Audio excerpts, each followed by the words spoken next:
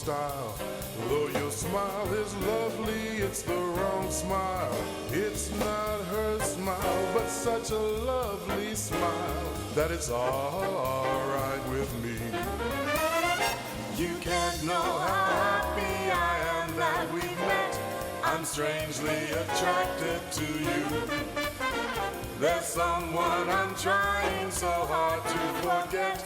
Don't you want to forget someone too?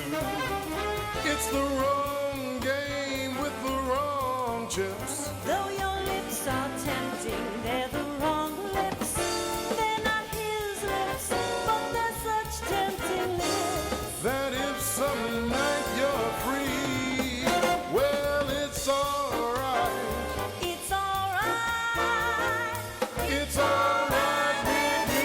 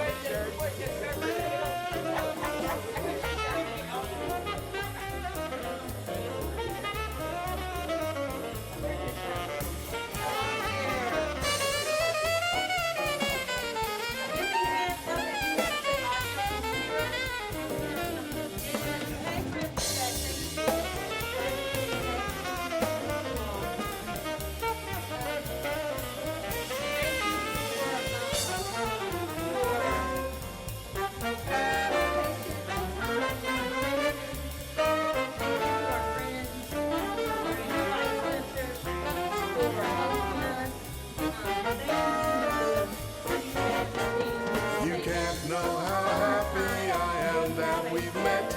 I'm strangely attracted to you. There's someone I'm Those are joining us on Zoom, Channel 2, and YouTube. And a thanks, of course, to our volunteer commissioners for your time. Let's give the city staff and the community center a round of applause.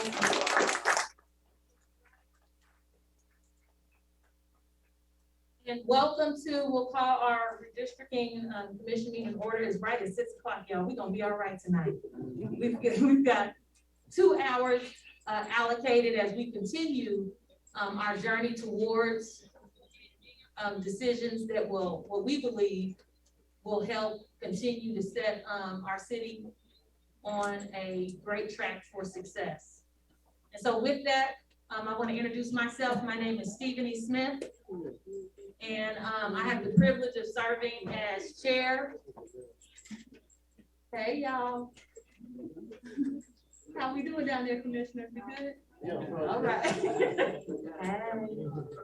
My name is Stephanie Smith, and I have the privilege of being able to serve as your chairperson for the redistricting commission. And I am the co-founder and managing partner of a change management firm that is based here in Kansas City, Missouri. I am also first district at large representative, and so excited and really grateful to be able to serve in this role. I do not do this work alone. I have been accompanied by a very multidisciplinary, cross-functional, and multi-identity team, and we'll take time for each of them to introduce themselves as we start our evening. So we'll start here at the end with Commissioner Kellum.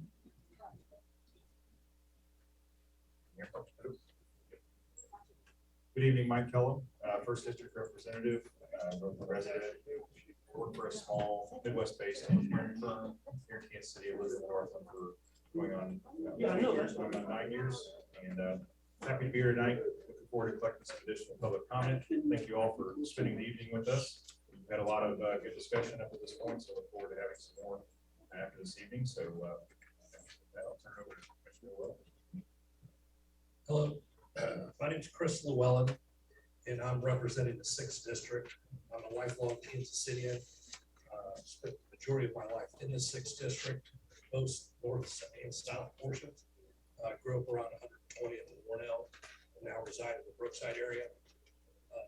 I'm a small business owner. I own 3 restaurant bars with my brother, Lou's Grill and Bar in the Well and Waldo, as well as Charlie Hooper's Bar and Grill and Brookside. I also am a commercial real estate investor and own several pieces of property, small pieces of property in and around Kansas City. I also serve on 2 other boards. I'm the Alcohol Board Advisory Group in Kansas City, Missouri, and I also serve on the Waldo CID. Thank you.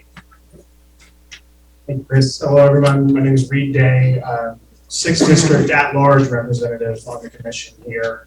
I'm an attorney in town and grew up in the Southland with a couple years away for school, but back in Kansas City and consider myself a lifelong resident of the Southland. And like Chris, a little bit of the southern portions of the 6th District and the more northern portions of the 6th District is where I live now. Turn it over to you. Good evening. Thank you everyone so much for coming out tonight, being here with us. My name is Martin P. Rucker II. I reside in the 2nd District, 2nd District representative. I've been in the Northland for about 6 or 7 years now. I own a small business here in Kansas City, Martin P. Rucker Development, and I'm a devoted public servant looking to continue to serve on this commission. Thank you. We'll start with, resume down there with Commissioner Adams. Thank you. My name is Clinton Adams. I'm a lifelong resident of the 3rd District and the 3rd District representative member of the commission. I'd like to welcome you all here to the 3rd District. Enjoy a fabulous great convention center. We're really proud of this convention center. It's my gym while I work out right down here. I welcome everybody to come down and join us for a workout sometime. And go swim. I've been to swim. I'd skip the invitation on the workout. Thanks for hosting us here. My name is Vicki Notais. I'm a representative on the commission from the 4th District. I'm also a lifelong Kansas Cityan. I am an urban planner and an architect, and our firm is small, located over in the West Bottom, consulting firm. And for 14 years, I worked for the city of Kansas City, Missouri, and was director of city planning, which was a great job and a lot of fun and led to a lot of things like this. So I'm glad everybody's here to listen. Good evening, everyone. Thank you for the invite to be here at the facility. I had the pleasure to be here several years ago when we had the grand opening. At that time, I was coaching Little League Baseball, and so we had a bunch of kids down here and played a nice game. My name is Pedro Zamora. I'm the Executive Director for the Hispanic Economic Development Corporation. I'm a 2nd generation 4th District resident. My family's been in the community for quite some time. My role here is to represent the 4th District at large and to listen to you all and what you expect out of your community. Thank you. My name is Kokithia Hill. I am representing the 5th District. I'm a lifelong resident of Kansas City. I grew up in the 3rd, but I made my first purchase, my home in the 5th, and have lived in the 5th ever since. I founded a small nonprofit called Black KC. I'm a former councilwoman for the 5th District and serve on a number of boards, one of which I'm proud is the City Planning Commission. So excited to have you here today. Thank you. We welcome and can't wait to hear your feedback on the maps. All right, thank you so much. Hey, thank you all for continuing to build community by bringing in new chairs, scooting over. Thank you, Chris, for bringing that light up. And it just went back down. Okay. Thank you. No, but thank you all for spending the time with us. Our agenda is scheduled as such. As some were able to take a look at the 3 maps that we have back there. And just a reminder, and I'll probably reiterate, or one of my colleagues will reiterate this again, but after 20 plus or so maps, listening to a bevy of feedback, and information through the community gathering sessions, but also via the web page that has been ongoing. This is how we have come to the three maps behind you. And so once again, through feedback, through our understanding and articulation and guidance from the city being able to provide us with data and information. Much of the data that we have been able to analyze and leverage is also on the webpage. In considering socioeconomic status across our city, also racial and ethnic information, in addition to neighborhood locales. It has been several points of information. Cal will walk us through an overview of the redistricting process, and then also tell more about our growth. Kansas City has experienced considerable growth over the past 10 years, which is a Yahoo moment. And so here we are wanting to do our part to be able to rewrite the lines in a way that continues to uplift the law, but most importantly, promote community.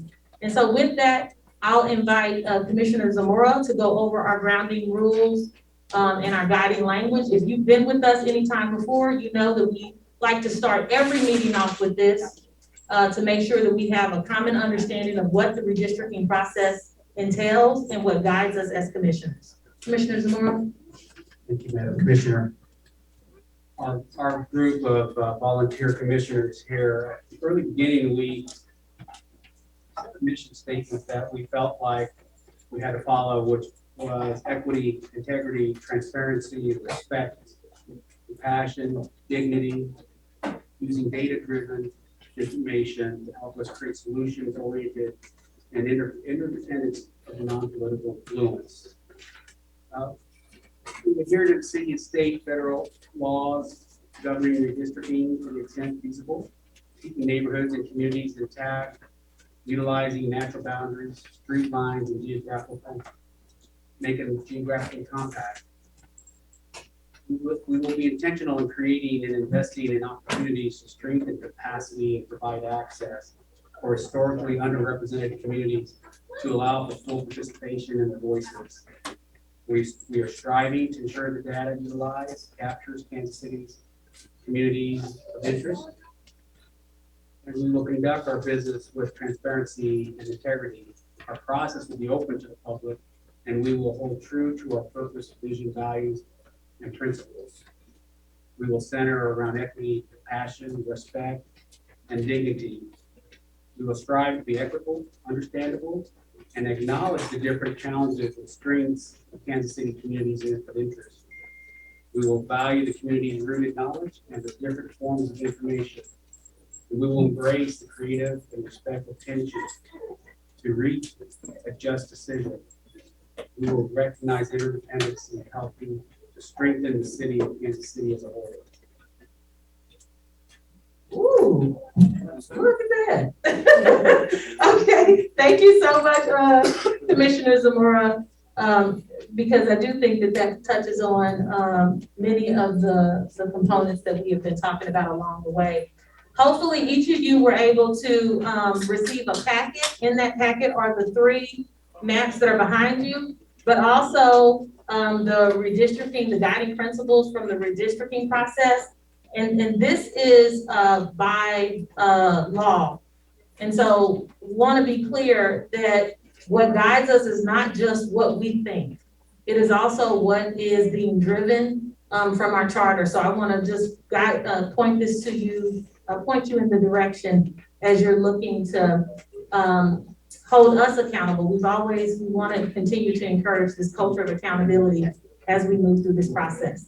So next up, we will have Cal Elliott, who has been a great partner in this work to guide us through some of the, what we call the technical points of the three maps that are back there. And then we'll invite each commissioner. We'll start with the first district and go in sequence to give an overview of their perspective. and favorable or even unfavorable views. We recognize that this process is a collection of compromise.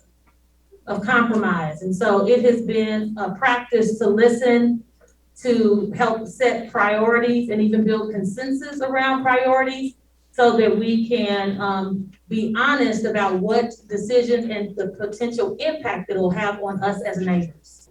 Kyle?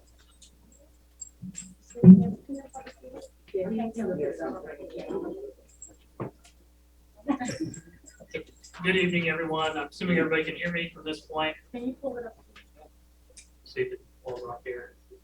There we go. Is that better? Better. A little bit. Sweet. If for whatever reason I tail off, just give me a head nod and I'll do better. Thanks for coming. I'm going to be as succinct as possible as I go through this. What we're talking about right now is how we can basically take the current population of Kansas City and divide it up into 6 in a way that matches our current growth. So what you're going to look at on the screen right now and all the maps on the back are actually the boundary of Kansas City. So the shape, it's in the gray on the right side is our current configuration. There's 6 districts. The last time we did this was in December of 2011. So we're basically going to be 10 years after that. The reason we do it every 10 years is that's when we get new census numbers, and there's a concept basically called one person, one vote, where you want to have the closest division of those numbers for each time you do it. So when we did it back in 2011, the number was around 76,000. We're going to give you a new number this time. The number this time is around 84,000 people as we go forward. So our new population is 508,090 people in Kansas City for the census. That is the largest population Kansas City has ever been. Back in 1960, 1970, we were around 507, but we had a different configuration. What this map basically shows you is our current council districts. Those are the heavy red lines and then the different shades of red. That shows you each of our 6 districts and the population within them right now. So once again, you want a number that's close to 84,000. And I'm just going to read through those numbers because I know in the back that may be tough to see. So in the first district, you're at 92. You're going to need to lose a few people in that one. And when you're looking at this map, when you need to lose people, that means that district is actually going to get smaller. So you have a big number, but the number's got to get smaller. Same with district number 2. It's around 89,000. District 4 is around 90,000. So those 3 districts are going to have to shed population. District 3 is 79. District 5 has 79,000 people. District 6 has 76,000 people. So once again, the other positive thing to notice on this is all of these numbers went up. That is a change in some of the past redistricting effort we've done. So Kansas City is actually doing pretty well. It's just how we balance these numbers as we go forward. One of the other things to consider as you look at this is it's not just balancing out the population. It's taking into consideration where minority representation is located as well. So you can't create districts that inequitably draw lines that make where people cannot be represented through the vote. Other things that you want to look at are things like established patterns. So that's similar neighborhoods, similar streets, similar things like that. Other jurisdictional boundaries, I know that's a complicated way. It's basically things like school districts, voting districts, other communities as well. One of the other best practice concepts too is minimal change. And what that means is whatever our current districts are, if possible, after you've satisfied all of the other things, you try to make the least amount of change as possible. Sometimes we can do that, but sometimes things like equal representation and one person, one vote conflict with that. There's also social components of it that you just want to make sure like groups can group together so they can vote the same. And then the shapes themselves, we want to keep those as simple as possible. So compact, contiguous, and adjacent are things that you want to look at. That means they can't start over here, stop for a little while, and go over there, and you also want them to keep pretty regular shapes. We're going to talk through the maps. There's a slight lag on my screen. There we go. If you got here early and looked at the maps in the back, this basically just describes what is on those maps. So the maps on the upper left-hand corners will have a scenario. So when you hear us talking about 7.1, or 8.4 or 8.6. Those are the maps we're talking about. During this process, we've actually created 25 different versions of that. These are all the community feedback and then working through the commission how we got here. In addition to those maps, you'll see the map itself. Each of those boundaries that are grouped together by color show the 6 potential different configurations. And then the hard blue line through all of those maps, it's kind of hard to see, but we'll pull it out some of the other maps with these, show what the current boundary would be. So if you're looking at things like minimal change or just, hey, I used to be in 4, now I might be in another district, that's one of the things to look at. The panel on the left side with the 4 spreadsheets, that shows you demographic information. And then the panel in the upper right corner basically looks at those voting best practice principles and redistricting principles that you want to take into consideration. So the first map we're going to talk about is scenario 7-1. And that's the map in the back of the room on the far left side. This map was born out of conversations from our first public meeting as well. And the real purpose of this one was to make sure that we had strong representation in our 3rd and 5th districts, Black or African American voting districts. There's moderate change on this map. That means basically it holds pretty true to form on what the current districts are. Speak louder, okay. In addition to that one, this does keep relatively compact districts. There are a few districts, such as 6, that actually roll up and roll down a bit. It keeps the Black population in the 3rd district at about 52%. And once again, we want to keep that as high as possible to ensure that district has the best opportunity to elect a person of representative in there. And the same with the 5th district as well, it's at 58%. So not bad numbers, but we're hoping to see if there's a way to get those slightly up. The other thing that we're looking at too is to make sure that the Hispanic population is grouped in one of these districts as well. And right now, the best showing of that is in the 4th district on this map at 21%. There's something called the 10% rule, and that basically goes back to the 1 person, 1 vote situation. That's where you take the number or the population of the most populated district and the least populated districts, and they can't be 10% different. So that's one of those rules that we won't be able to pass a map that is out anyway outside of that, so we keep that as close as we can. For this map, it's around 2.8%, 2.9%. Districts 8 or scenario 8.4 and 8.6 are actually pretty similar maps. They just have a slightly different configuration, or not slightly, but different configuration for districts 1 and 2. Those are the 2 northern districts. It's this area. These 2 maps also came out after public communication, and they do have 8.4 does have a pretty significant change, and that's primarily with the 2 districts north of the river being horizontal, but it does do a good job in keeping other districts compact. It only has 1 district that spans the Missouri River. The Hispanic population is 23% in District 3, 19% in District 4, and then District 3 has a 51% Black or African American population, and District 5 has a 57%. So overall, not a bad map. When you're comparing this to the 10% rule, it has a 5%. So the reason why you want to keep that as close as you can is if you are accounting for growth or change in there, that keeps these maps consistent as long as you possibly can. The last map that we'll look at is really, really similar to 8.4. It just takes a different shot at the Northland, and it follows more closely to what you have right now. So this is less of a change map as you go forward. The 10% rule is a little lower at 5.6. Hispanic, once again, is 23% in District 3, 19% in District 4, 51% for the Black or African American districts in District 3, and then 57% in the Black or African American districts in District 5. With that, that's the last map. I'll yield the floor to whoever would like it. Thank you, Cal. As we move into our next piece, you know, the first round of community meetings, if you all were able to join us, they were in, I believe, October.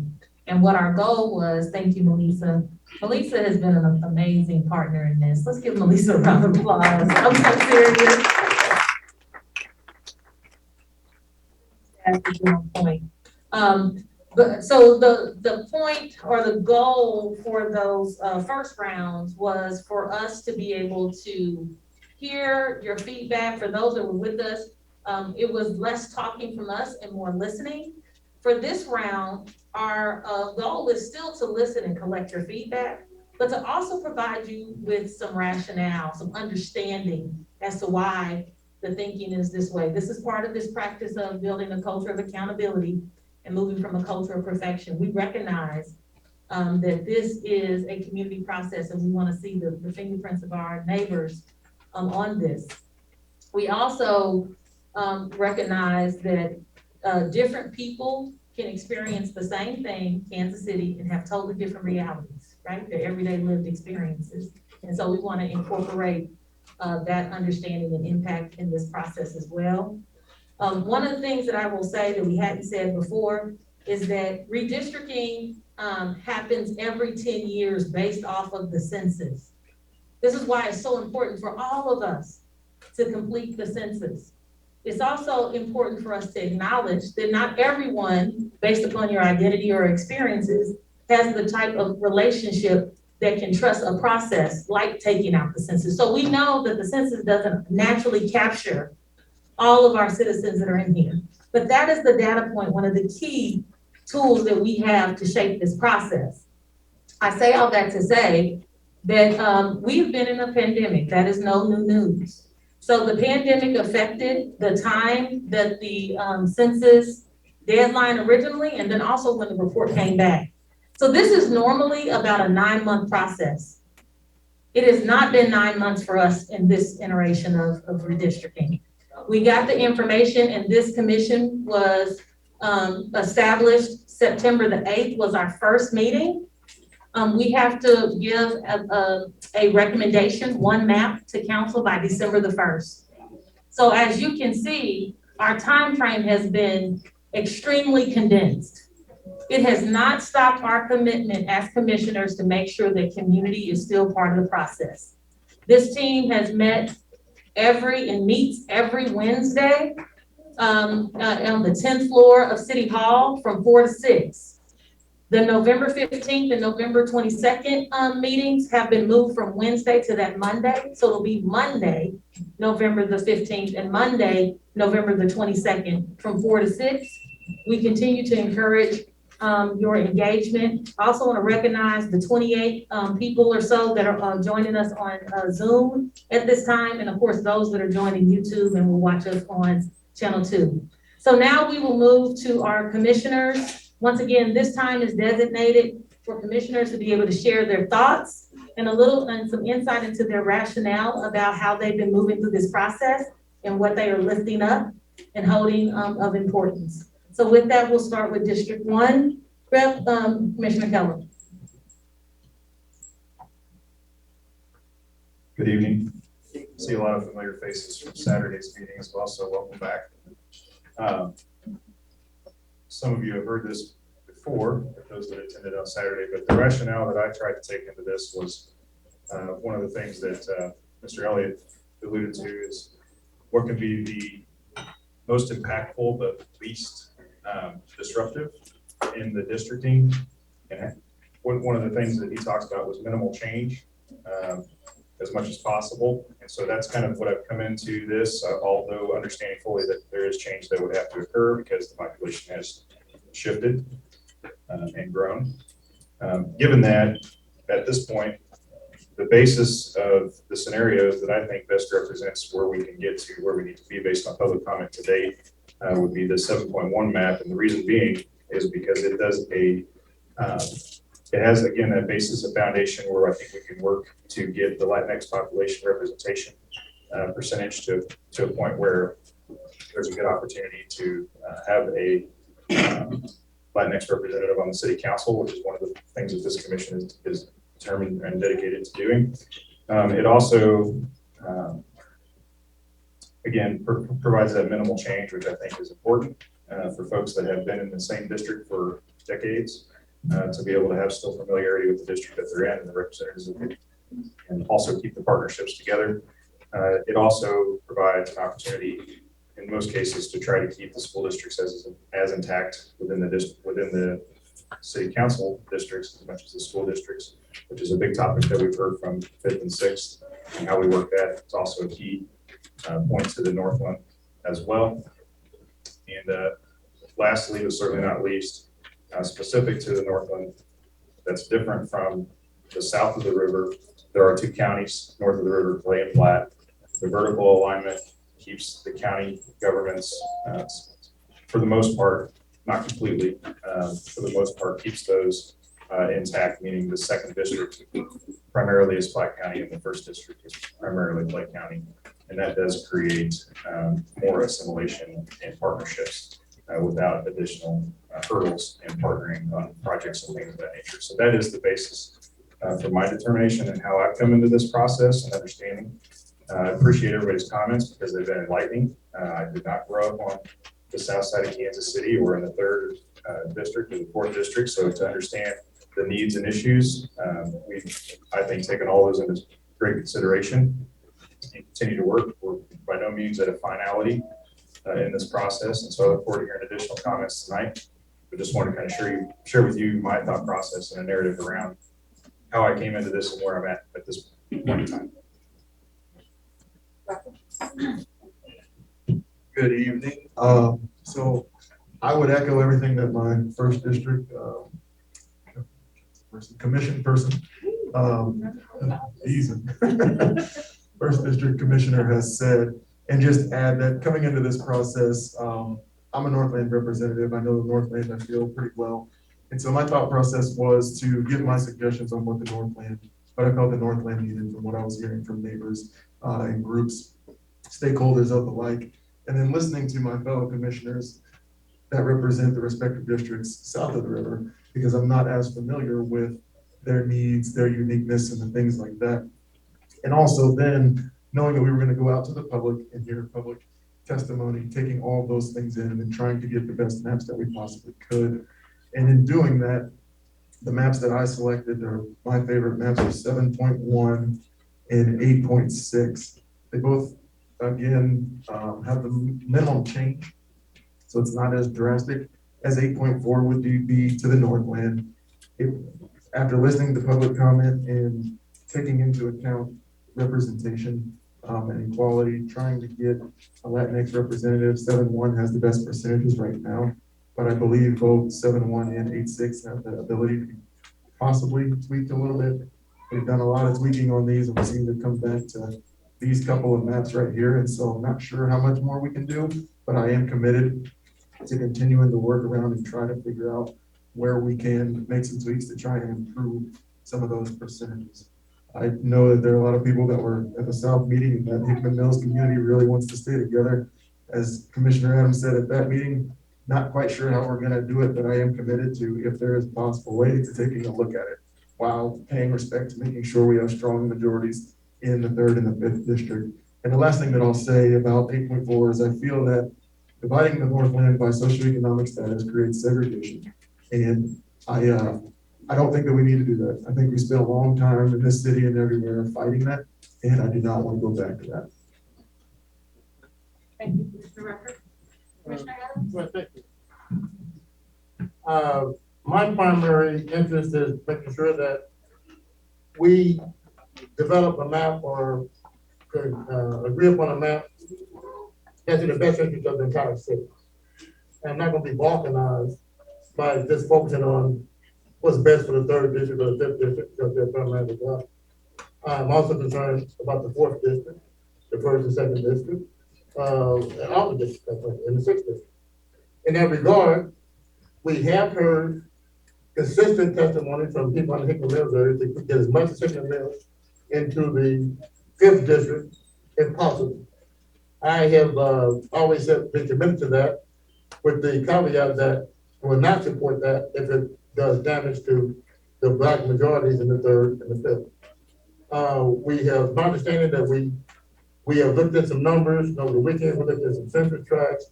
Got some input from some of the elected officials out there, particularly Mark Sharp who's a state rep out of Southeast Kansas City. And they've given us a proposal that we might be able to get the fifth, sixth boundary in the sixth district over to Grandview Road without adversely impacting the numbers in 3 and 5. And so we're certainly gonna take a good, strong look at that, a close look at that when we reconvene on Wednesday. My preference, other maps, and a map I think that's in the best interest of the city as a whole, is map 8.4. With some tweaking, with some work, we need to, and the variation that I just alluded to, I believe we can address that.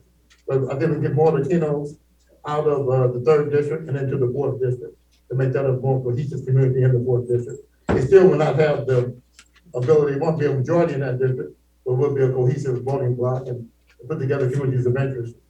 We do that.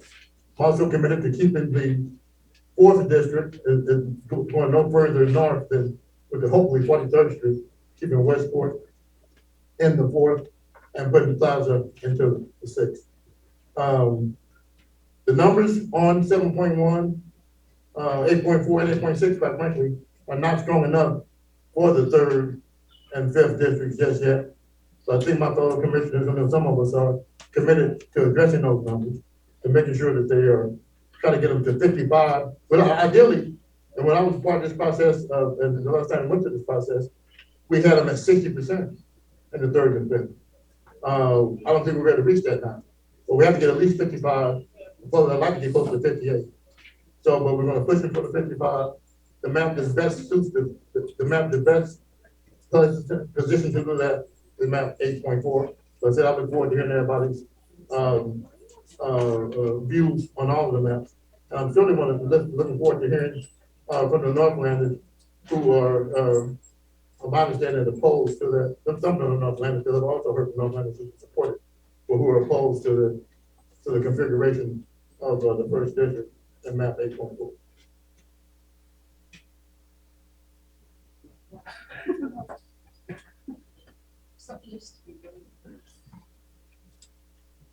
I'd like to center my comments about this process on a couple of things, mainly as Commissioner Adams said, to look at the best thing for the whole city. It's not easy to do.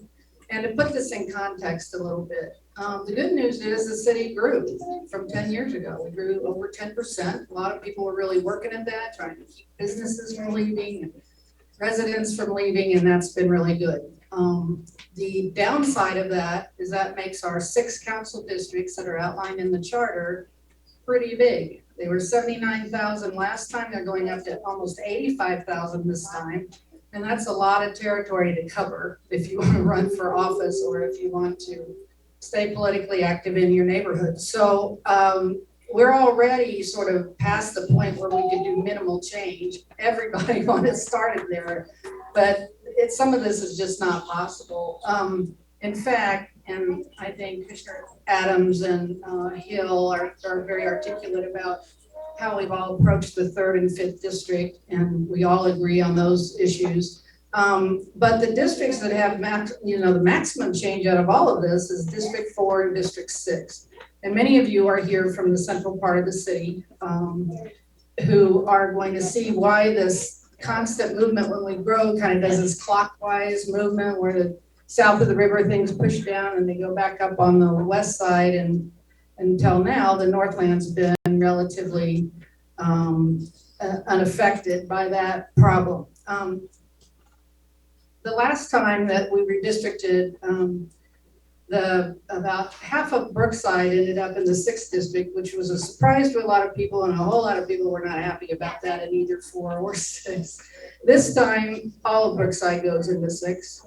All of the plaza area goes into 6. UMKC would go into 6. So to give you some feel for the areas that are south of Rush Creek and south of Westport, they're all going to be in a very long linear new 6th district that is not going to have similar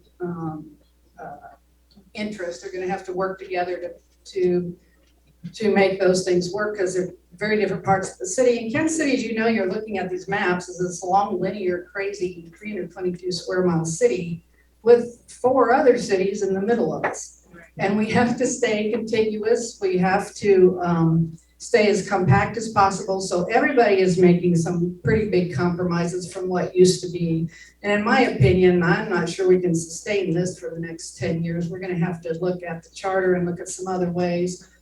These are at least twice as big as State House representative districts. So to be able to have access to your council person, to be able to deal with issues and advocate for those, this is gonna change quite a bit. And we've tried, I think, everything to keep that minimal, but it really is impossible. We were committed to trying to get as many of the Hispanic community together in the same district as possible.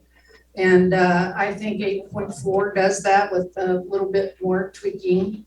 The 4th district will be pretty much north of 43rd Street, which is just the edge of Westport, and contains all of downtown, the west side, Old Northeast, and we have a significant immigrant population there as well. And then north of the river, south of Vivian Road and south of Gladstone takes on more neighborhoods there. So this is a pretty eclectic district, and I think it's going to be for one key reason, and that is this is the business corridor of Kansas City. This district hosts lots of things besides neighborhoods that need a lot of attention. So there's about 200,000 jobs between downtown and the plaza along the Main Street corridor, and hopefully those are all filled by Kansas City, Missouri residents. So we have to keep those healthy so they don't wander off across the state line. And then we also have some of our older historic Midtown neighborhoods. Many of you are active in those and know your way around on how to deal with development issues. So almost 20, with our last border at 59th Street from last time, there's 20,000 people in there that are going to be moving into 6th. And we gained 20,000 people living downtown, which is good because that's what everybody was trying to do. The difference is that's going to continue to grow. And in fact, we have 3 districts that have grown over the last time. 1 and 2 north of the river and 4 have grown a lot. So they all have to have equal district numbers. So they have to shed some people to be equal to everybody else. And that's where it gets tough to start moving people around and trying to keep neighborhoods together and school districts together. And I think the 6th district already has 6 school districts in it. 4 is going to have more than 3, I think. So understanding that those things don't always apply to city council boundary lines, we still try to do the best we can. In my opinion, I think the 4th district is going to grow more over the next 10 years because all the trends in urban planning are for higher density. And it's an environmental issue and a sustainability issue, and Kansas City is definitely on that track. Also to fill in areas that have been neglected for a long time in the city. We need to fill in what we've already got, where we've got infrastructure already and lost neighborhoods that need to be built back. So I think the growth factor is going to surprise us again in the 4th district, and it becomes under these scenarios the really true urban alternative to our normal single family residential areas that we're all proud of. So this is a different kind of area. It's a different animal. It's going to change the politics a lot. And I'd welcome any of your feedback and thoughts about that. Because of those issues, my first vote is for 8.4 as well. I think it has most impact, positive impact on what we have to do to change.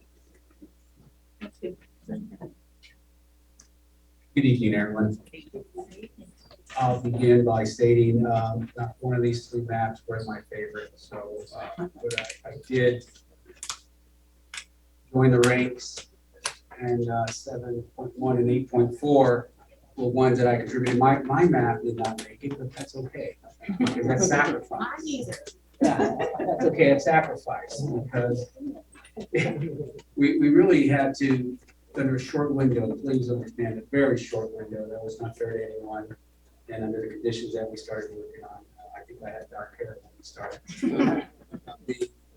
The concern with growing is very critical because you've got a charter. This charter has been sitting in City Hall for a long time. Sometimes folks want to keep that charter the same. Because it's our goal to drive change. Our goal to help make decisions for the leaders that are representing us. And what I read and what I've heard is leadership and representation in your district. I'm just as much of a victim of not having access to my city council reps in district and at large. And what is their primary representation all about? In the conditions of COVID, it even got worse. So we had to think about how you all feel and how we feel, not having representation, not having access, and the potential of growth in our neighborhood. And how do we help lead that growth, which is important for our urban city, our urban core, because we can no longer allow the urban core to fall apart. We can't look at the melting pot of our community, and particularly the 4th district is a melting pot. The growth is key, but the growth sometimes cannot be in favor of the residential piece. Business takes a leadership role, and that's not right. And in my mind, the business component should not dictate what residential needs are. And this redistricting maps, we'll start with 8.4 at 7.1, they reflect opportunities. We can push the limit of our 10% rule, and that's what we're going to do, because we can't no longer let the charter dictate. We can't move here. We can't move this boundary. What I heard last weekend was really surprising when they talked about, let's move truth. Let's go 3rd and 5th district further west. I was shocked to hear that. I was invited to take a tour through the 5th district into the 6th district and saw the demographic changes and saw the geography changes. That's important for me to understand. I'm a 4th district. As I mentioned, my whole life's in the 4th district. I do travel in and out, but everything I do is helping folks in this community look for opportunity. And opportunities to run for office is key. And as we start looking at not pitting black and brown against each other, we have to make some adjustments to the space map that you're looking today at. Because that does nobody any good. We experienced that 10 years ago. We had a candidate in the 3rd district, Latino, and politely was asked not to run. Might be the term.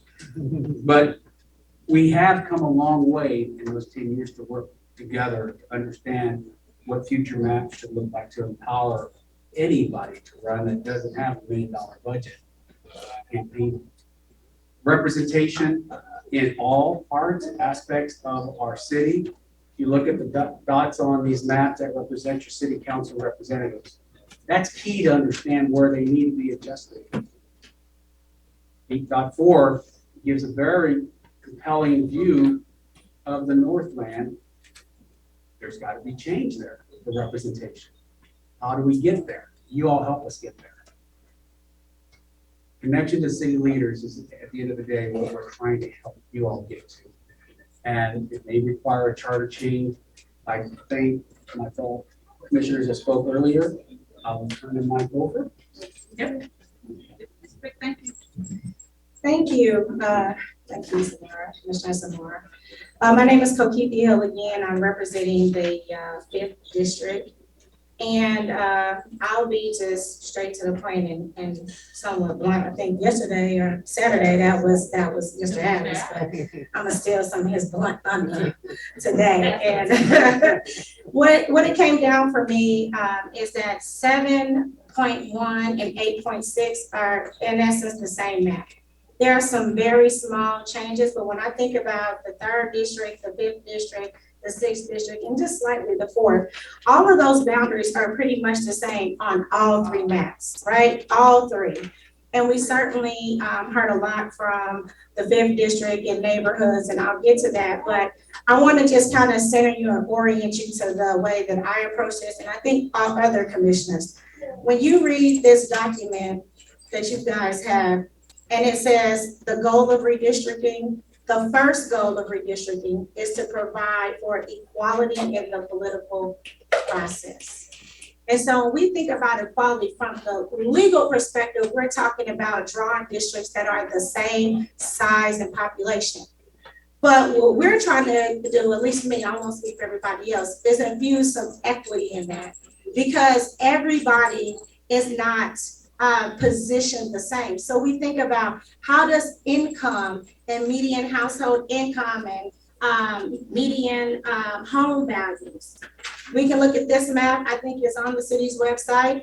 And when you look at that map and you see that we have districts that span from 78,000 as a median income to, let's say, 30,000 in our city, right? So how do we ensure that one person, one vote, each person has a chance for their voice to be heard in selecting their representative? We also, of course, talk about the Voting Rights Act, right? And that's from looking at it from race, understanding that historic African-American districts still have the opportunity to elect a representative that comes from their community and looks like them. And how do we balance that with the growth of our city when you have council districts now at 84,000 people? Anyone has ever run for office or volunteered on a campaign or been a candidate, you understand that to knock on every door, that to talk to every resident, that the size of this district requires a lot of resources. And so we need to think about how do we draw boundaries that are compact and contiguous, but that also have people that have like-minded ideas and values, and their lived reality is similar, right? That's what shows up when you are engaging in the political process. So that was important to me. I certainly, my preference is, of course, 8.4. I certainly have worked in tandem and in partnership with my Northland commissioners, and I do understand having school districts that are not split into multiple districts. I certainly understand creating diversity and having it within the districts. But 3rd, 5th, and 6th, the areas that have a lower income are having to always address for that. We have our neighborhoods that are broke up and split up by redistricting. We have our school districts that are in multiple council districts. We have communities that are like adjusting and shifting their boundaries to lose cultural assets and to transfer those. And so 3, 4, 5, and 6 has taken a lot of the shift. So in adding equity and equality to this process, we all have to kind of carry the shift of what it requires to keep districts that are politically equitable and having equality in the one person, one vote. So it is not our heart's desire to disrupt the Northland, certainly not mine, and I think everyone else would say that. But we would say if that holds true for the Northland and it's hard for you to adjust with such a affluent community base, imagine how hard it is in the communities that have even lower economic development opportunities for lower income. And certainly if those communities can come together across boundaries and work together and enjoy the political process, we know that our Northland brothers and sisters can do so as well. So it's for that reason, I wanted to honor that I hear, value, and respect not wanting the disruption. I also know that my community in the 5th district didn't want it either. But 10 years before, they have to endure that shift. And so we are trying to work together to ensure that we do minimal harm and damage to neighborhoods and to communities and to school districts while upholding the values so that all of Kansas City can be great. And now my last comment was saying, if you do not like the map, which none of us were crazy about any of the 3 maps, right? Then we absolutely need your voice in saying to our mayor and the city council that 6 council districts are just not going to work. I think that I would love to have the Northland say, I am unhappy about this map and how it disrupts if we end up with 8.4. And guess what? We need to have a charter review because I agree with them that it does not serve the needs of a growing city to the best that it can. And we all know that our city is a top tier city. You can definitely do better by the people that make it great. So thank you. Thank you.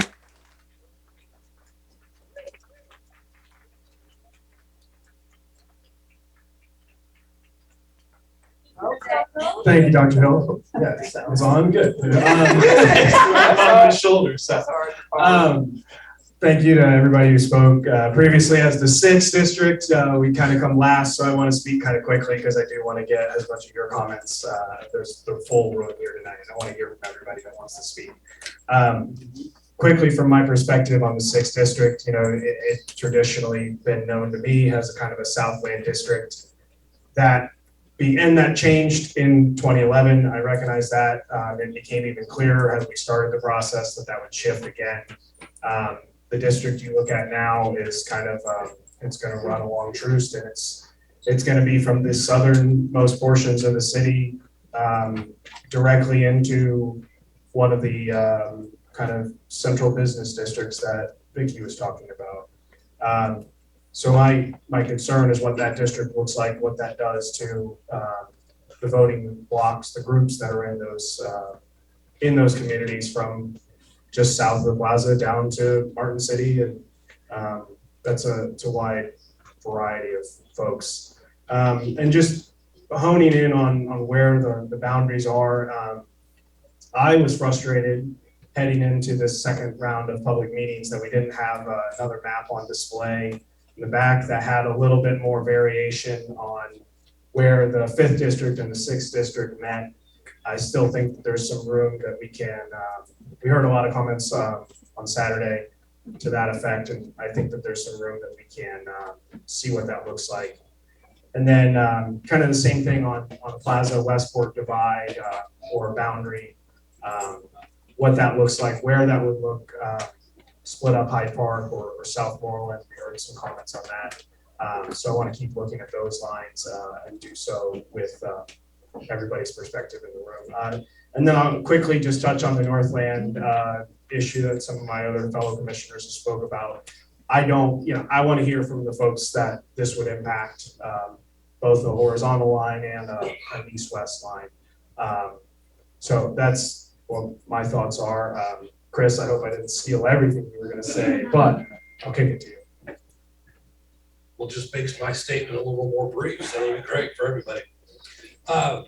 As a commissioner, and I'm just looking over the 3 maps, obviously south of the river, as we know, the 3 maps are very similar. So I'm just kind of focused on your feedback on an east-west or north-south between 1st and 2nd. That's really the deciding factor for me on ultimately what would be my vote on which is the best map. When I came into this for the 6th district, I thought the north line was at 59th. I was going, well, let's try to see if we can move that back to 75th, where it was 10 years ago. Because I thought it was ridiculous it was at 59th.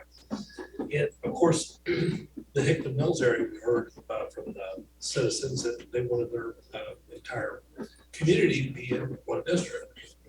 So I thought, well, okay, let's try to do that too. But after going through this process, especially the 2nd or 3rd meeting that we had, an explanation of how we needed to get the population increased in the 3rd and the 5th with the right African-American percentages, it pretty much, I call it a balloon effect, where the 6th district got squeezed and it's kind of getting pushed up, and it has to go north to the plaza. I saw no other way to do that. In fact, a lot of our preliminary maps had it going as far as 39th Street. I thought that was crazy. So we tried to work our best way to get that back to 43rd. I mean, to me, that was like an accomplishment. Whereas you just look at this map now, you think this could be crazy if that's a board that you're concerned about. Just what Councilman or Commissioner Adams spoke about, there is a preliminary map that we saw over the weekend, some of us, that does tweak what we heard on Saturday that might help out the Hickman Mills School District or community a little bit better. And also to maybe bring the 43rd Street just slightly south, but we'll address that in Wednesday's meeting. But I'm excited about that. So we did listen last Saturday. I just want to let you know. And I think that's all the comments that I've had. Thank you. All right, thank you all. So my comments are as such, and thank you to the commissioners. I'm hearing us reflecting each other's words and thoughts, and this is a good thing. So we've heard that neighborhoods want to stay together. We have heard that there are some complexities in school districts being a part of different districts, or at least is one perspective. We recognize that some councilman districts have had to deal with that for years, right? So it is not necessarily new that school districts span across councilmatic districts. Even if it is new for some districts, it is not a new practice. You know, one of the things that I think about in this, as we've listened to all of different voices, we've heard repeatedly that representation matters. And so it gets me really curious about then what the next question is. And my next question is, well, whose voice is in constant threat of erasure? And what can we do to not continuously perpetuate that voice being constant threat of erasure? And what we have found, if you've been a part of this from the first session, the first community meetings, that Cal walked us through every 10 years what the rotation and the change. The one thing that has been constant for us in this process is change. The change has to come because of the lines, right, and the number of people. And so I really think that it's important, and I think part of our conversation has been, how can that be shared across communities? That it's not the same communities decade after decade being asked to make the compromise. And so that is really what has shaped this for me and my lens, is how can we, of course, think about what is important to us individually within our communities, but also think about what is best for Kansas City. And so those have been really key components. Just a reminder that districts 1, 2, and 4 are over the amount of people. District 3, 5, and 6 are under. And so when we think about moving those lines, that is part of it. While all of what we have heard is important, what has been the challenge of this task is for this commissioner group to prioritize how do we move forward with the information that we have been given. So this equity piece is really important, because that is a guiding factor and a determining factor for me in my vote, which is why my favorable map is 8.4. That as we think about the impact the socioeconomic status has, and when you look at the dots on these maps, the dots represent where our current council persons live. And if we look in particular at 8.4, you see that our representation is above that very road line. So where's the voice, and how is the voice of those who live up north? I live up north. How's that represented? We have old narratives and tropes that are shaping how we do our work. Old narratives that say that people of color don't live up north, or that everybody that lives up north are these wealthy pockets of people. And the truth is, that we have all type of dimensions of diversity all throughout our councilmatic districts. And that your voice should not only be represented if you meet that trope. So how do we keep equity in mind, keep representation in front of us, and ask the questions that help us become a better Kansas City? And I think it's through being very thoughtful, of course, listening, allowing you all and inviting you all to shape this, and you have done that. Many of what you are seeing is a result of what we have heard. But now we get down to the hard part, because this will be a change and it will impact us. And I think our responsibility, and which is why I've asked the commissioners to be open and honest about their position on this, is that because we have seats at the table, we hold the responsibility to give some insight as to what we are thinking and why. And so with that, we will move into comments, the comment section. Oh my, we just are gonna have a lot of fun tonight. I hope y'all brought a snack. We're about to be here. We probably have 20 plus commenters. We're gonna ask you all to please honor your 2 minutes. Melissa will be giving a sound. It may be an alarming sound. It will be. All right, thank you, Ms. Linda. I'm still sorry about that on Saturday. So please, when you hear that, please close up your comments. That would be really helpful If you can come across this wall, we want to make sure everyone becomes safe. If anyone else has these cards, please turn them in, so we can, begin to get ourselves moving and going. If you can come across this line, please be careful of all the cords that we have out, and then be sure to speak into the mic. Cal, is that, up? Do we need the Zoom up? Okay. No, the microphone fell off, so when you come up here, you'll have to grab the microphone and talk to it. Long as the green light is on, you're good. Okay, first up, Ed Ford. 2 minutes, please.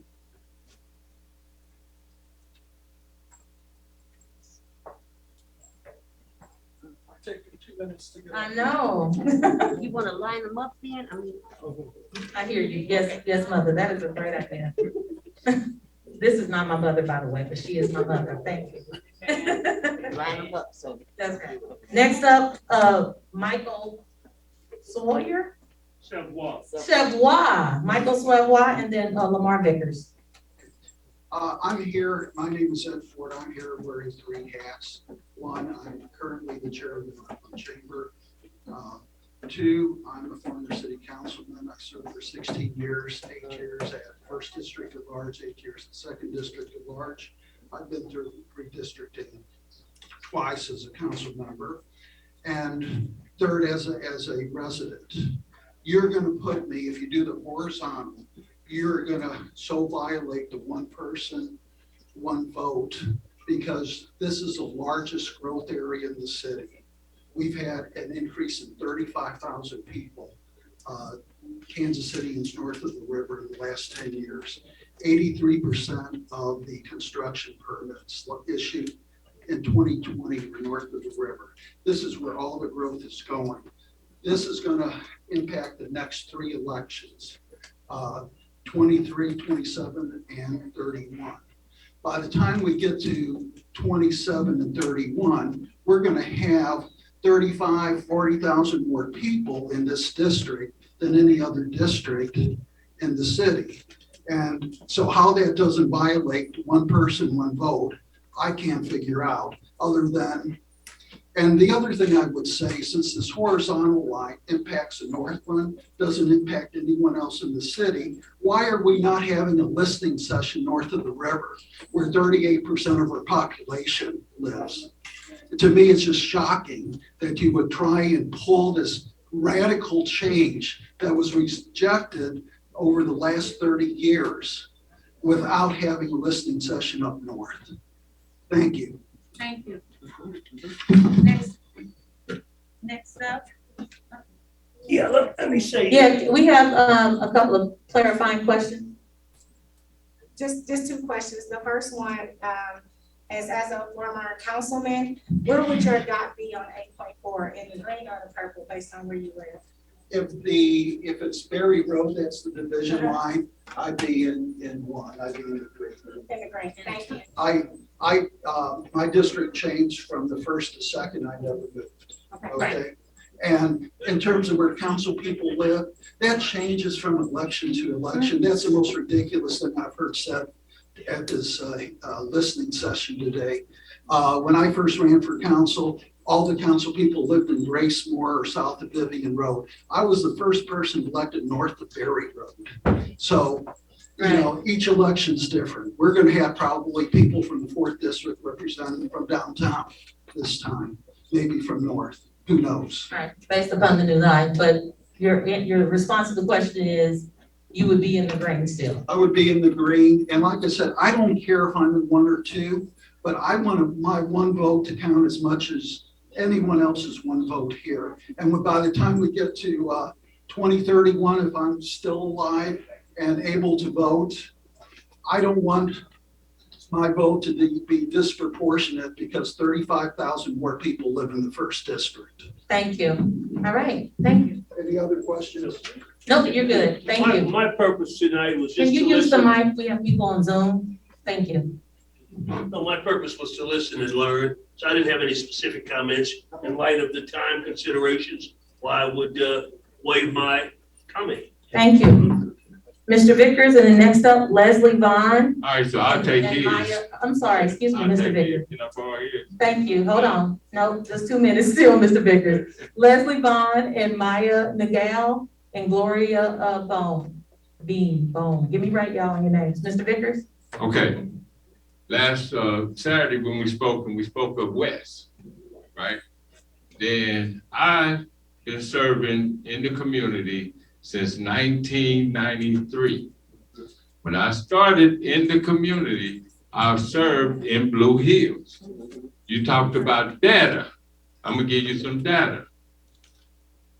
In the 90s, all the way to mid 2000s, Blue Hills served from Prospect to Truce. Here's the ones that you go back and research. Kansas City Neighborhood Alliance.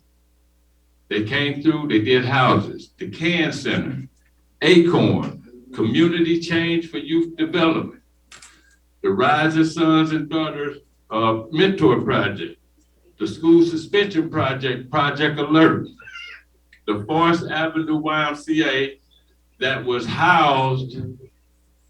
housed the Boys Club, the YMCA and Boys Club, the Hot Summer Nights, the Homework Network.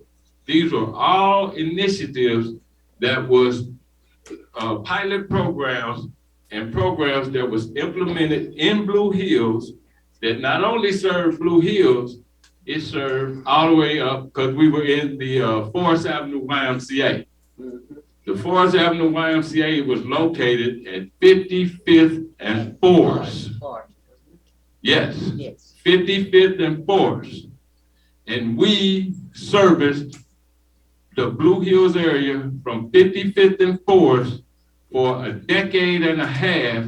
And if you go back and you look at the numbers, Blue Hills and that area was one of the safest areas and one of the most productive areas of that time frame. Thank you, Mr. Vickers. Leslie? Thank you. My name is Leslie, and I have lived all over the Northland all my life, and I raised 2 girls. I have seen a lot of changes throughout the years.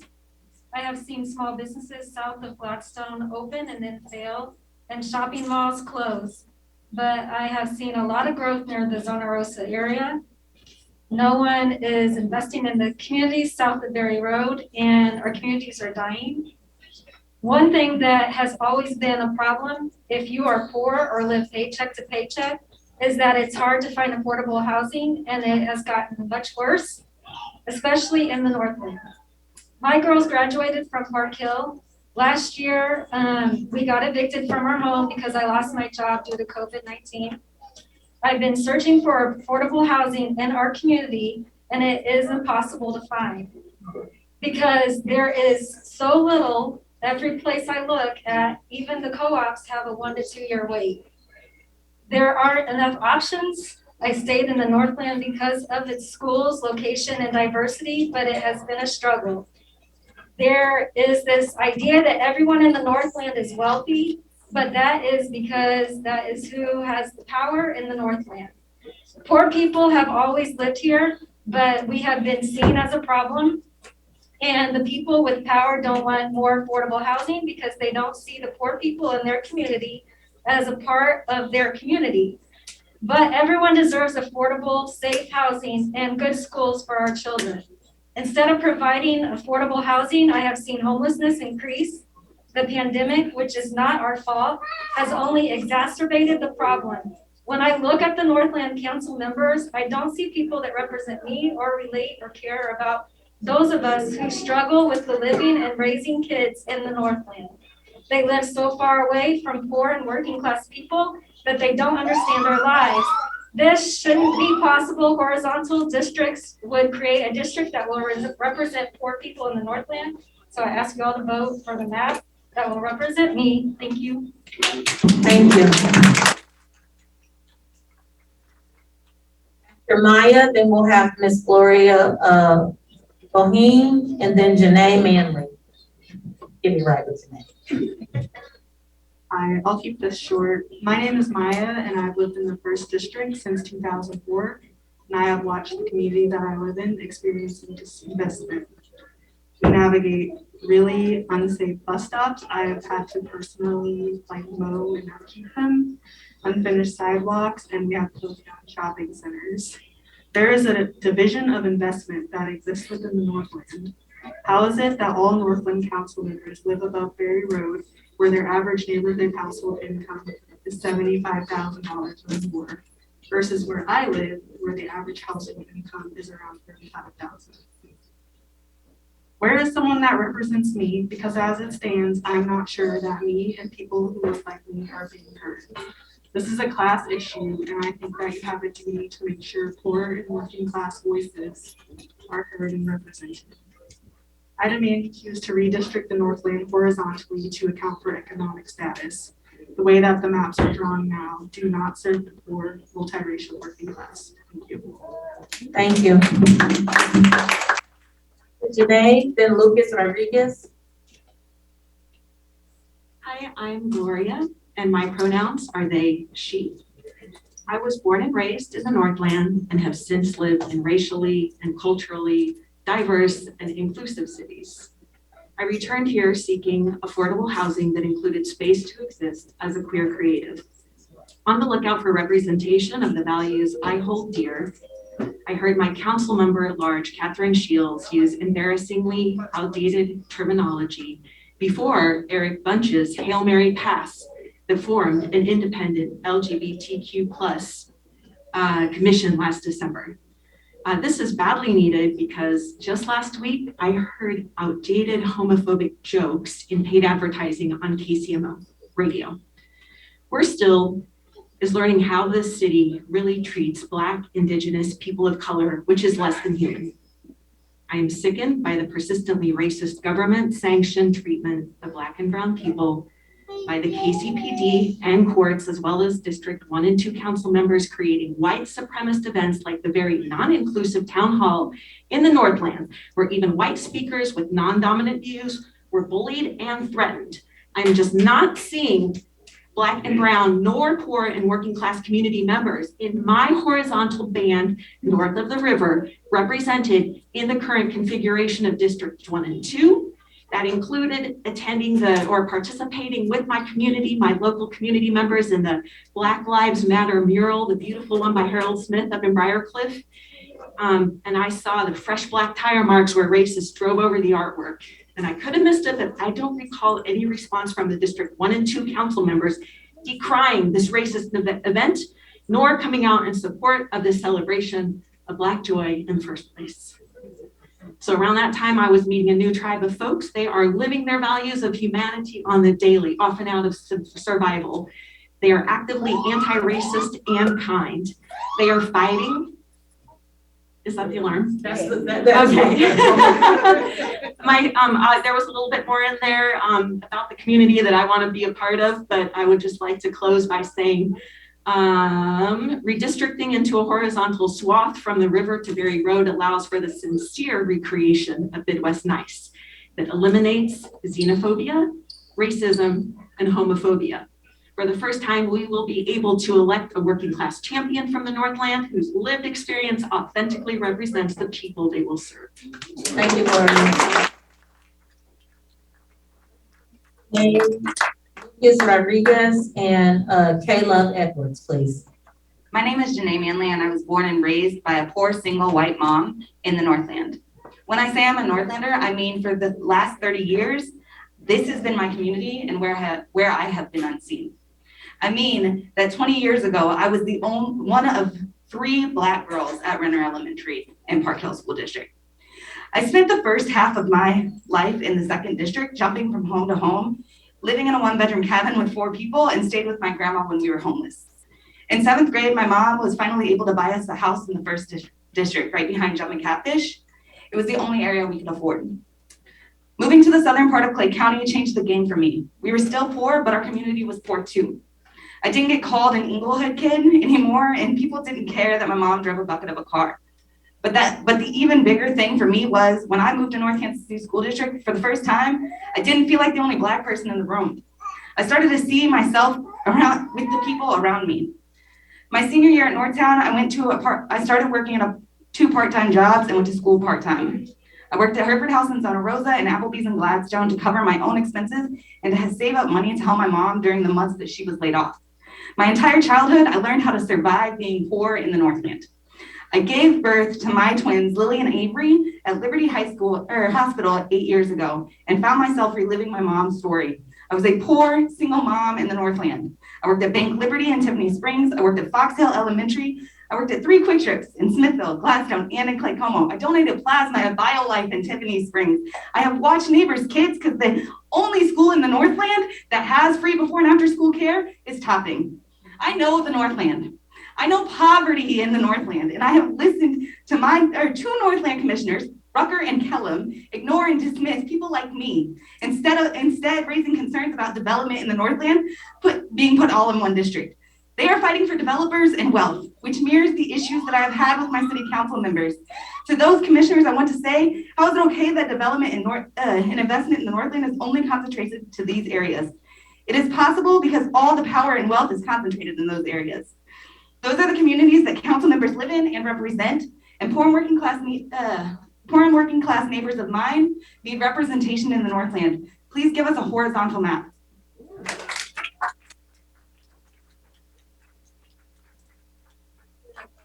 Hello, Edwards, Madison Hayes. Hello, Lucas. Excuse me, my name is Lucas Rodriguez. Can't hear you. My name is Lucas Rodriguez, and I grew up in the Northland. And while most of us agree that none of these maps are perfect, I am here to express my support in a horizontal divide of the Northland. Ever since I was 16, I've been working fast food, and I can tell you that working class people don't feel like they are being represented no matter what the political affiliation is. A good size of the Northland are working class people, and I mean, all sorts of people, Black and brown people, LGBTQ people from all sorts of backgrounds, and we just don't feel like we are being represented. We feel like we're being left behind. I've worked with Spanish-speaking single moms who can barely provide for their children, and they just feel frustrated because they don't feel like the people who represent them in the Kansas City Council are representing them. The new airport being built in the Northland is a slap in the face to every single working class person up there, because why can't money like that be invested into our communities instead? I have not seen as many homeless, unhoused people in the Northland as I have in the past 5 years. So why is it so hard to find decent wages and affordable housing?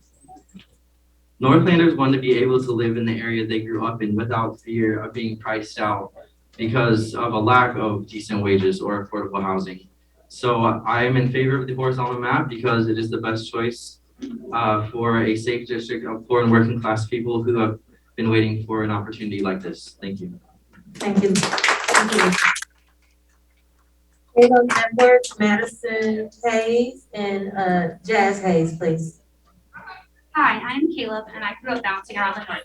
I'm a poor single mother raised by a poor single mother. It is common knowledge to any Northlander that the farther north you go, the nicer the area is, regardless of which county. And the current districting map makes it very clear why. I remember a time when there was more balance in the Northland. Back when Antioch Mall and Metro North Mall were prominent landmarks. I remember taking my report card to Antioch Mall Chuck E. Cheese for free tokens. I remember being mesmerized by the air balloons at Metro North as my mom did her Christmas shopping. And I remember going trick-or-treating at both on really cold Halloweens. I was a kid then, but I remember having places to go and things to do. I also remember when I started to feel like no one was taking care of those places anymore. Feeling like all of the energy was being spent on Zona Rosa. I actually worked at Antioch Chuck E. Cheese in 2008, right before they relocated to their current location north of Berry Road. And never did I hear any plans for this big structure sitting in the middle of my community. And still today, Antioch and Metro North feel like relics of a time that no longer exists for people like me. We all saw them sit mostly empty for nearly a decade. Now I am this poor single parent trying to create experiences for my kids. As a poor single mom, what is there for me to do with my kids in my neighborhood? Before I filed for divorce, you used to find us in small Northland municipalities like North Kansas City, Gladstone, and Parkville. participating in their community events. But that was all before the instability that came after divorce. For the past 3 years, we have been housing insecure, bouncing from place to place, living paycheck to paycheck when I had one.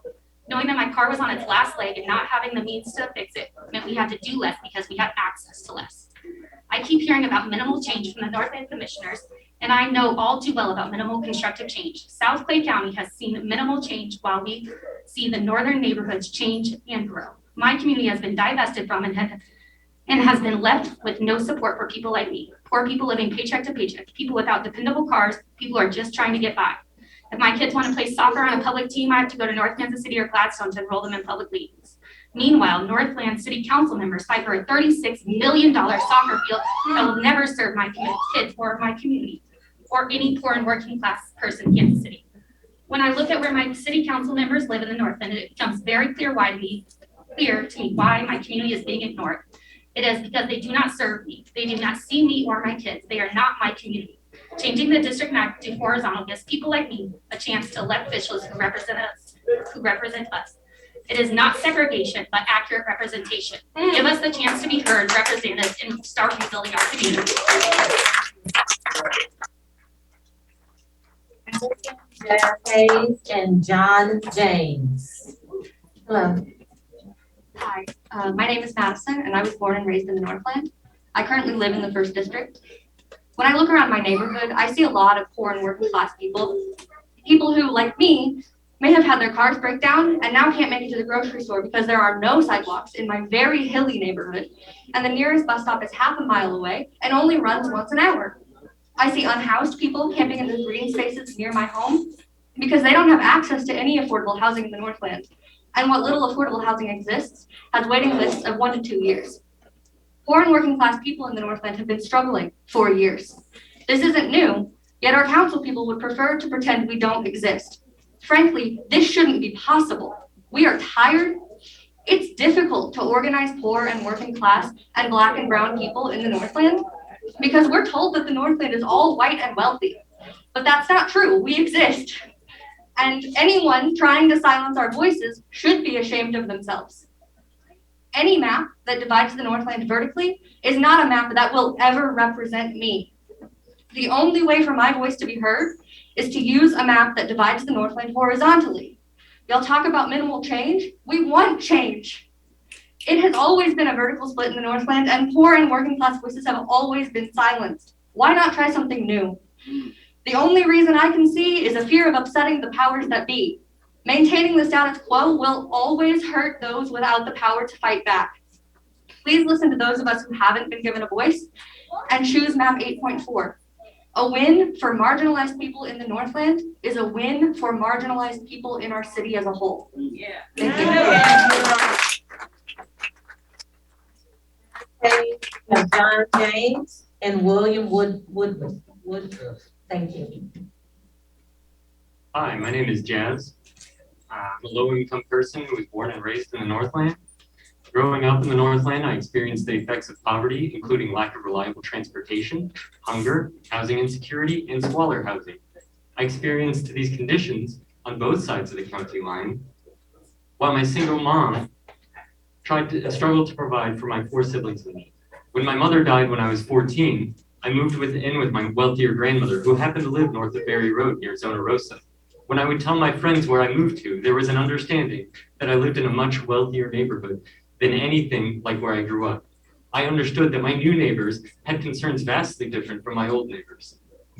When I became an adult myself and was looking for an affordable place to live, I found myself in the area that I lived for the bulk of my childhood, Southern Clay County, where I live today. My neighborhood's median income is $38,000, which is pretty close to my own. When you're this poor and your car breaks down, the consequences are disastrous. My neighborhood doesn't have the infrastructure to accommodate me not owning a car, so my neighbors and I are just stuck. When I try to tell my council members about my problems, I get blown off while they spend $36 million on a soccer field in their neighborhoods. They've recently celebrated building sidewalks in the woods near their homes, while my neighborhood has none.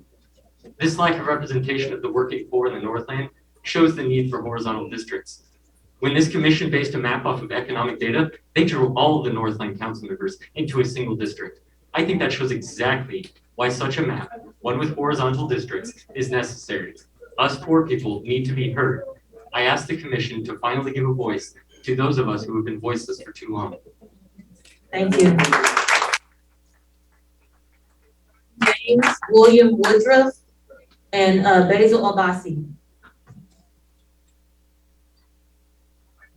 I promise I don't know why I got on the list to come up here to speak, but since I'm here, the truth corridor for me has been one that I don't understand why. We all know what it represents, but it has never changed. It's never even a discussion for change. And while I have to accept what the people that represent me that are before me today, I know that most of them have the same thoughts and understanding of the truth line. The truth line means a lot, and not all of it is positive. And what I see today by standing with the people in the Northland that want a horizontal line instead of a vertical one is that I know what the results look like because I've lived it with the truth divide our whole lives. So I do stand with them in saying that they need to split that up because the results are what we're living with in the 3rd and 5th district today. Yeah. All right. Thank you.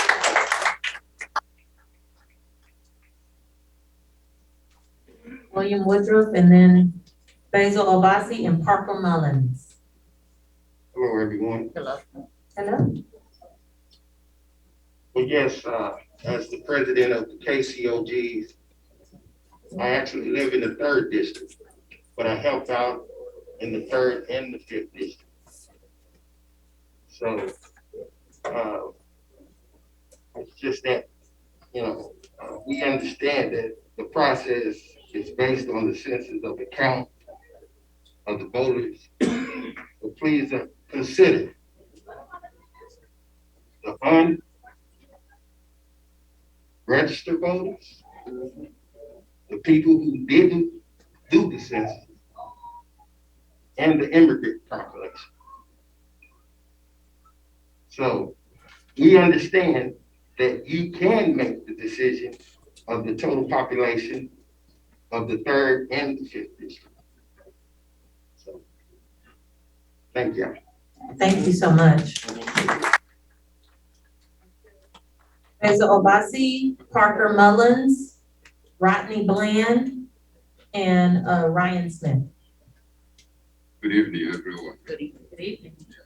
The representative, the commissioners, the council, thank you very much. Go ahead, you can let it touch your mask if you like. Go close, I don't want to remove my mask. Yes, sir. I greet the representatives, the commissioners, the councilmen. I thank you all very much for the effort. Over the years, we've heard about redistricting, and we know it's something that comes with partisan politics. What I do urge the representatives at large, the councilmen, the commissioners, as you have involved many of us here for validation of process, also to take it to heart, to be honest to yourself in terms of facing the realities of being honest with the redistricting as much as you try to push with political partisanship. Okay. One thing that I haven't heard about in this platform is that in as much as the city is trying to maybe draw an arbitrary line as for redistricting. Can't hear you. I said, in as much as the city is trying to draw an arbitrary line, redraw an arbitrary line for redistricting, I think my suggestion also is that maybe we can also consider a mass mobilization, voluntary mass mobilization of people to move people from area with high concentration of people to the area of low concentration of people. And that's just an opinion. Thank you very much. Thank you, sir. Next up, Parker Mullins, Rodney Bland, Ryan Smith. Thank you. And Patricia Bibodox. Thank you. Hi, my name is Parker. I live in the 1st district, and I'm asking you to support the map that will represent poor and working class Northlanders such as myself and my peers who live south of Berry Road. And I'd like to speak a little on the school district stuff that I've heard from the representatives here and I've just heard around. So the 8.4 map will not cause a divide between the school districts up north. I went to North Kansas City High School in the North Kansas City School District. And if you work your way up from North Kansas City up to Staley, the divide is already there. The socioeconomic divide is already there. It's obvious. All you have to do is drive through the neighborhoods.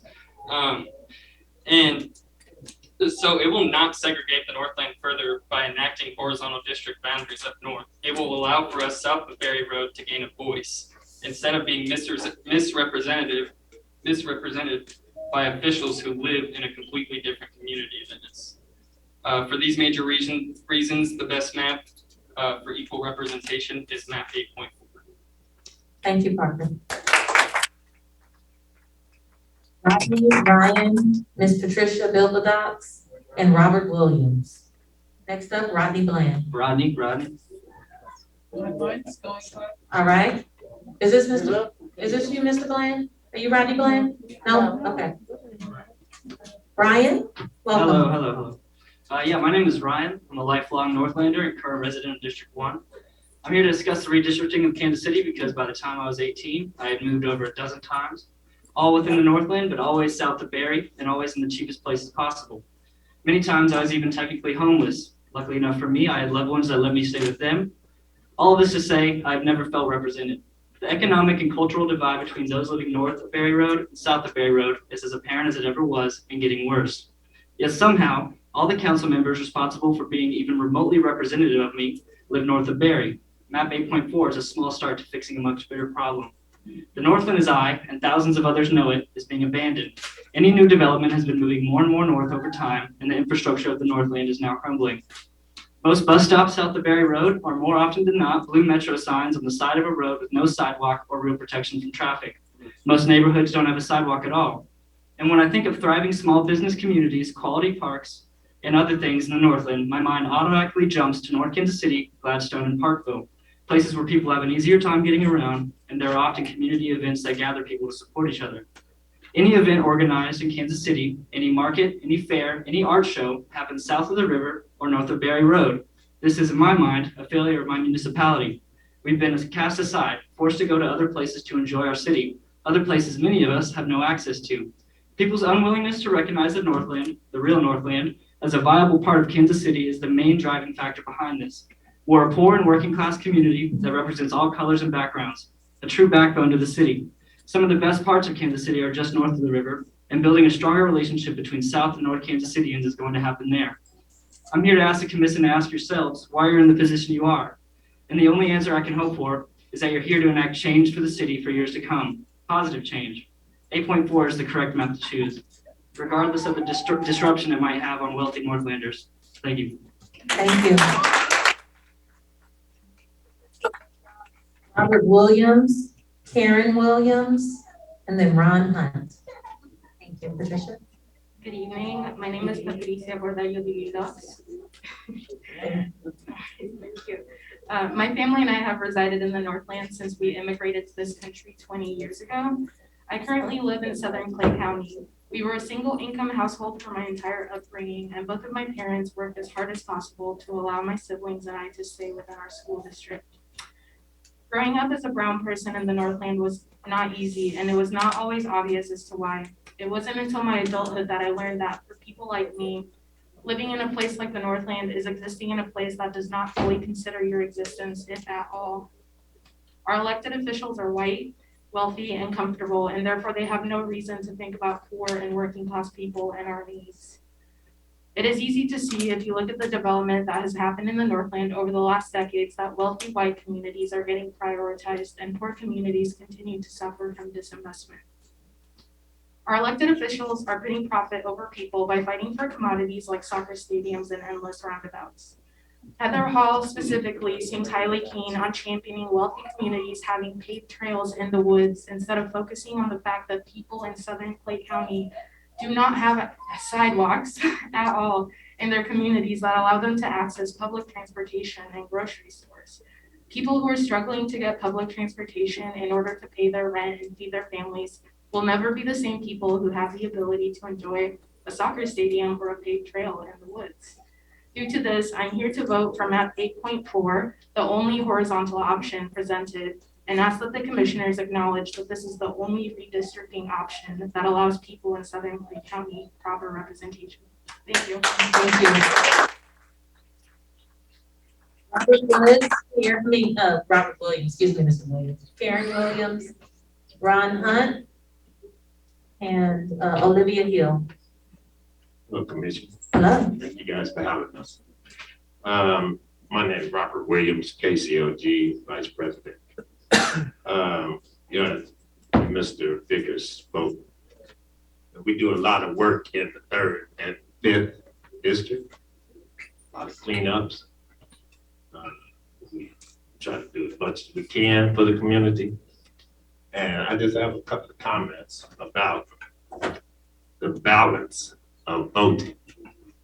And I see between the 2 districts on all 3 maps, we have approximately 93,718 citizens. My question is, where do we get these numbers? Census. Okay, but not everyone participates in the census. Are you asking where we get the voting numbers? Yes, or the population numbers? Both. From data of Cal, do you want to speak briefly to that? Yeah, all the information that we have is from the US Census. Whenever we put a map together, it has to be from a source that's defensible, and that is the only source currently that you can use. And the data also on there, and you can find this on the redistricting website, also includes 18 and under, so potential voters as well are calculated on there, which is also part of the decisions. But just want to make sure we throw that in there. Does that sound like? We are aware that the last census count wasn't correct at all. We do understand. We're agreeing on that, right? Yeah, I opened up with that we recognize that there are flaws and challenges in the data. Thank you, Mr. Williams. Oh, he gave it to me, Ms. Williams. Welcome, Ms. Williams. Good evening, Council. Good evening, folks. Good evening. Yeah, we're related. I am the 2nd Vice President of KCOG. I explained to you folks last time we visited together on Saturday what we stood for as keeping communities on guard. Our role is to make sure that our neighborhoods, our citizens know what's going on in situations such as this. Okay, this is our job. I currently am working, helping folks just to get rental assistance and utility assistance. It's difficult, I understand that. But a bit more thought, I think, needs to be put into moving the lines of the 3rd and the 5th district. These communities are missing out on tax incentives. Where are the neighborhood grocery stores? And why do I see disabled people getting on and off the bus with Walmart bags? There's not one in our neighborhood. We got to go to Independence, right town, to go shopping. That's where I do my shopping. I'm blessed to have a vehicle. That's not always the case. That's true, that's right. Okay. The grocery in my store, in my neighborhood is now a huge liquor store. Grocery store on 47th Street is now a Planet Fitness. What's that all about? What happened to folks looking out for those that are here? Anybody in your neighborhood go to a Planet Fitness? Okay, just checking. Okay, it's ugly between 70 and 71. If you go down those, okay, it's just ugly. Where are the PIAC dollars? Where are the PIAC dollars that help to take care of the sidewalks and the streets and everything else that has to go on with that money? Okay, that the word tells us that you can't put new wine into old skins. Okay, it's the same way you can't put new asphalt into old asphalt holes. They don't serve their purpose. I'm tired of the potholes, all of us. We've got streets that have speed bumps that aren't supposed to have speed bumps. Okay, I'm sorry, I'll be done in just a second. But we are surrounded by freeways. Like I said, the view from 70 and 71 is ugly. There's nothing around us that would entice anyone to stop through for a bite or to shop. Okay, there aren't any billboards saying exit 31st Street for your nearest Cheddar's. I don't see anything on 12th and 14th Street to tell you to go get some cheesecake from your factory. Okay, we don't even have a Denny's. Our young people have to take the bus to go to an after-school job if they can get one.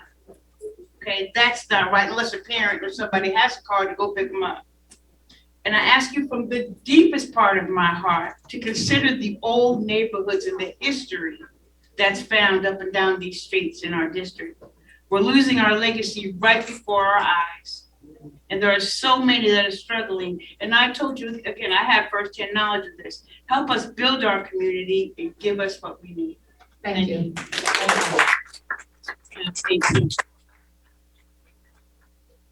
What did you say, Williams, that last piece I didn't hear? Okay, okay, thank you.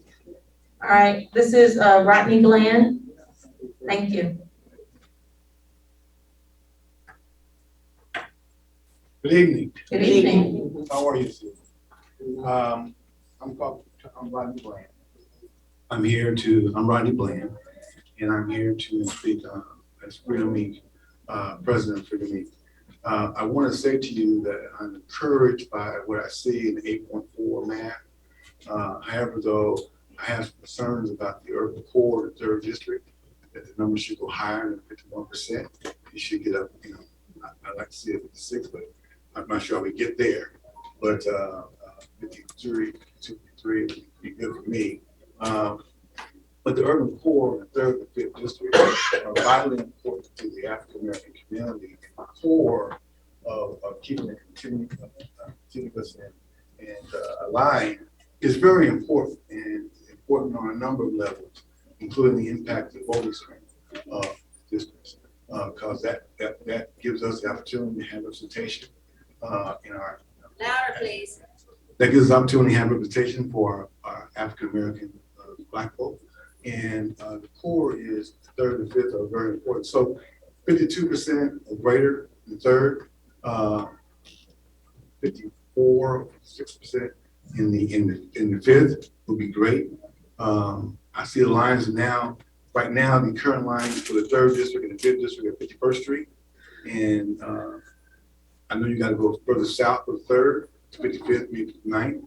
But I would encourage you to look at, see how we can figure out a way to make sure those districts are sovereign and protected, because they are kind of, in my opinion, a special class. And so I encourage you to look at 8.4, and some modifications still exist. I think that you all are talking about to modify it a little better, but I would be very happy to see those changes made for interest. Thank you. Can I just want to clarify, you said 52. Did you mean that you really need to be like 55%? Oh, 55, 56, okay, yeah. I thought that's what you got. That's where I was going. Sure about that. That's where I was going.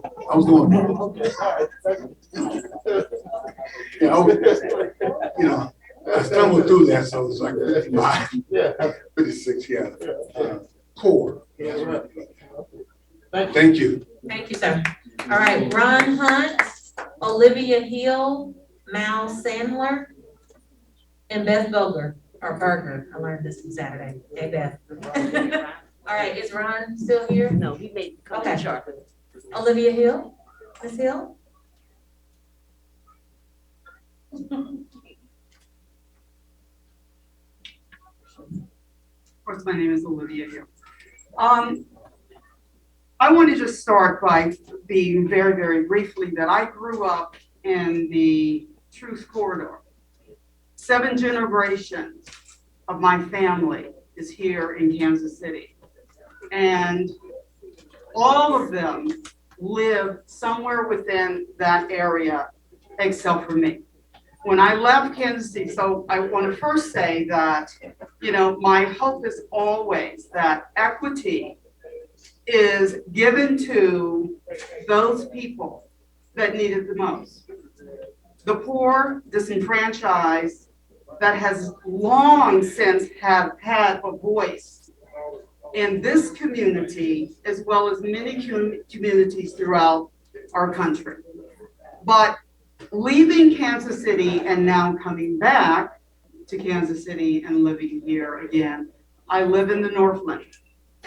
And in the Northland, what I have found, though I am living in District 2 at this point, the disenfranchising of people that are economically not capable of having the representative to give them what they need is a crime in the shade. How can we live so closely in conjunction to wealth and money and ignore what is happening to people besides race, economics? So many of us fall into that category. I grew up with nothing, and I understand this. When we came back here and we moved to the Northland, my children are not from here. Grew up in Alaska, grew up in upstate New York.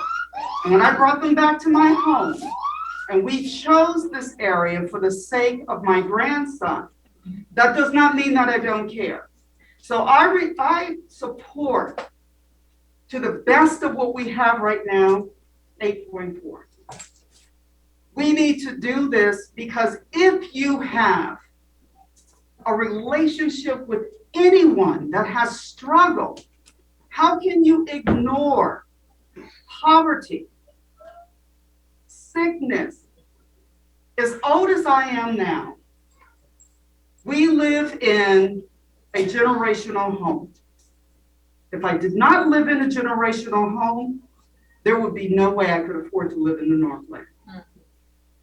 What is happening to our elders? What is happening to our children?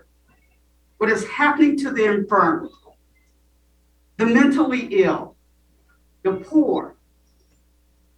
That is not a curse. It's a reality of our willingness or unwillingness to take care of human beings with dignity. I choose that, and I hope you make the right decisions. Thank you. Thank you. Hey, Miss Hill, I see you. All right, next up, Mal Sandler, and then Beth Berger. And then after that, Gwen Grant and Gail Hill-Schuber. I'll keep this very brief. Thank you all for all your hard work. This, I'm sure, has been a challenge. I am not the working poor. I have the blessing of what we would say a good job, quality job. But I intentionally live below Bailey Road in the Northland because I want my child to play with the neighbors that come from Colombia and Pakistan. I want my child to have a representation in his community that looks a certain way and also has certain ethos. And I think the data is pretty clear when you look at where the council members that have been voted live versus where we're talking about. So very simply, 8.4 is what I would encourage. And I'll just give a nod to Dr. Hill that we should consider maybe more than 6 districts. Thank you.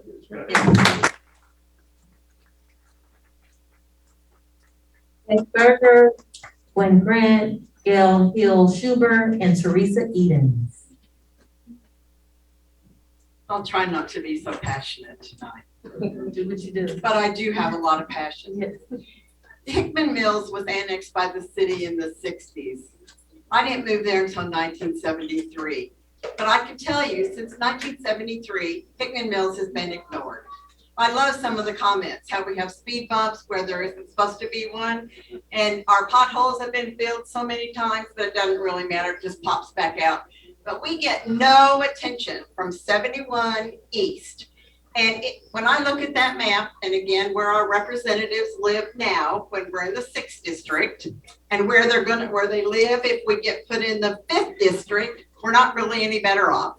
We're this little shoe bottom that gets no attention from anybody, no streets, no services, can't get the codes enforced, can't get the trash picked up. We need representation. And I listened to you all say, one person, one vote. And I heard this from somebody else tonight. It is hard to organize the poor working people who are working 3 and 4 jobs just to pay the rent and the utilities. How do you organize them to be politically involved when they come home at night and drop dead because they're just trying to eke out a living? And that's what lives in my neighborhood. We have poor people that are paying rent to these out-of-state, out-of-country investors who have bought all of our properties and now have a monopoly on what rent they can charge. And they work with Section 8, and so they build in the garages so they can get another bedroom, but then they have no storage. So they ruin our neighborhoods, but yet we have no political influence at all. None. Candidates do not even come to our neighborhood to campaign. There are no signs and no campaigning because we do not have any power of vote, and they will tell you that. Thank you. Thank you. Ms. Grant, Gail Hill-Schubert, Teresa Edens, and then Kiera Watts. Thank you. Good evening. I'll be brief. I just, Gwen Grant, Urban League, and I'm here on behalf of the Urban Council, which is comprised of 5 civil rights organizations serving the greater Kansas City area. That includes the Urban Summit, the NAACP, the SCLC, the National Black United Front, and the Urban League. We support MAP 8.4. I'm not going to restate all of the reasons that you've already heard because I couldn't say it any better.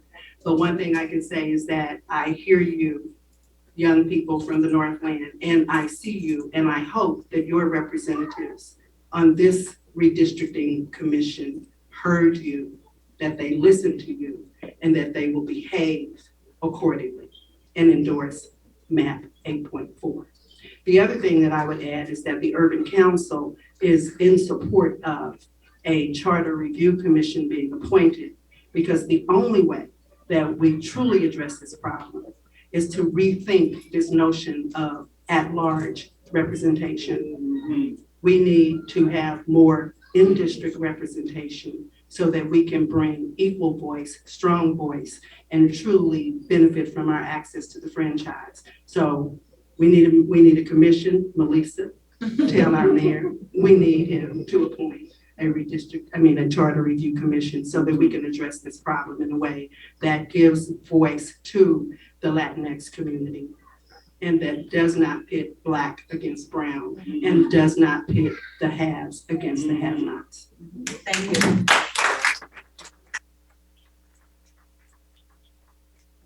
Next up, Ms. Gail Hill-Schubert. Hi. I'm Gail Hill-Schubert. Thank you. Been married for 40 years now. I am a lifelong resident of the 3rd District. I own my home in the 3rd District for over 40 years.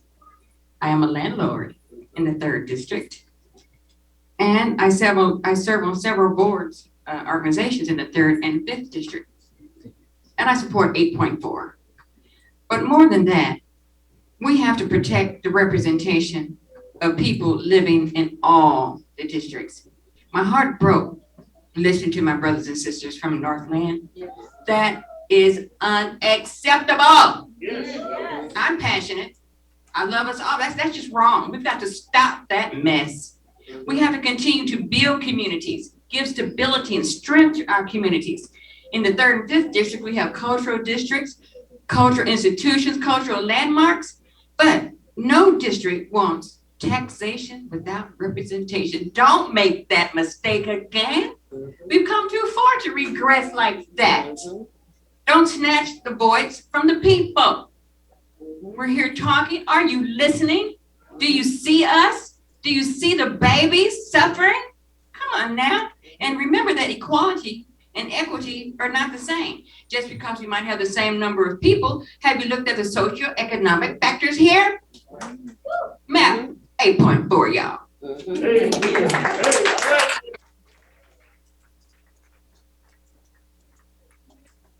Watts and Paul Tangrendi. Hi, I'm Teresa Edens. I honestly did not plan to speak tonight, but I do want to add to something Beth said. We in Hickman Mills, we don't have any bus transportation. We have one bus stop basically. 20 years ago, when we only had one car, I had to drive my husband to the bus stop at Redbridge Shopping Center so that he could go to work in Waldo. That hasn't gotten any better. We also have very few sidewalks, and a lot of places don't even have curb and guttering. But I actually wanted to speak on a positive note tonight for a change. Communities and their issues are more than just lines and figures on paper. And I wanted to commend Mr. Zamora for taking a tour and suggest that if you make recommendations for further commissions like this, that bus tours be a part of that so that you can actually see the communities that you're talking about dealing with, trying to affect. And I would also like to thank Mr. Llewellyn for recognizing Hickman Mills as a community. Thank you. Thank you.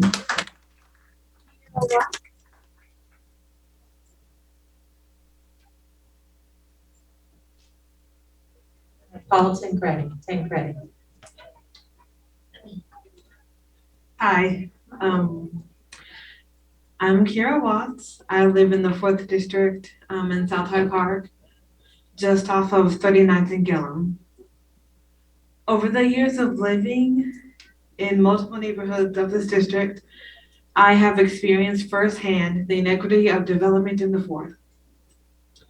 Infrastructure desperately needed is ignored, while council members excitedly support redevelopment in neighborhoods that have long experienced the greatest amount of investment.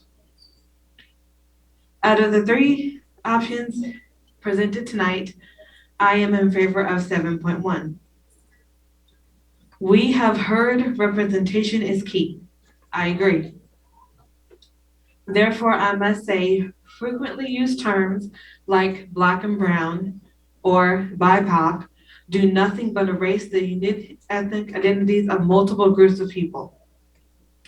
Black can be disaggregated as Black American, Caribbean, any of Africa's 54 countries, etc. People of color could be categorized as Asian, Latino, Middle Eastern. You see, or you must see, that each of these represents people with myriad differences in historical experience in the United States, Missouri, and Kansas City.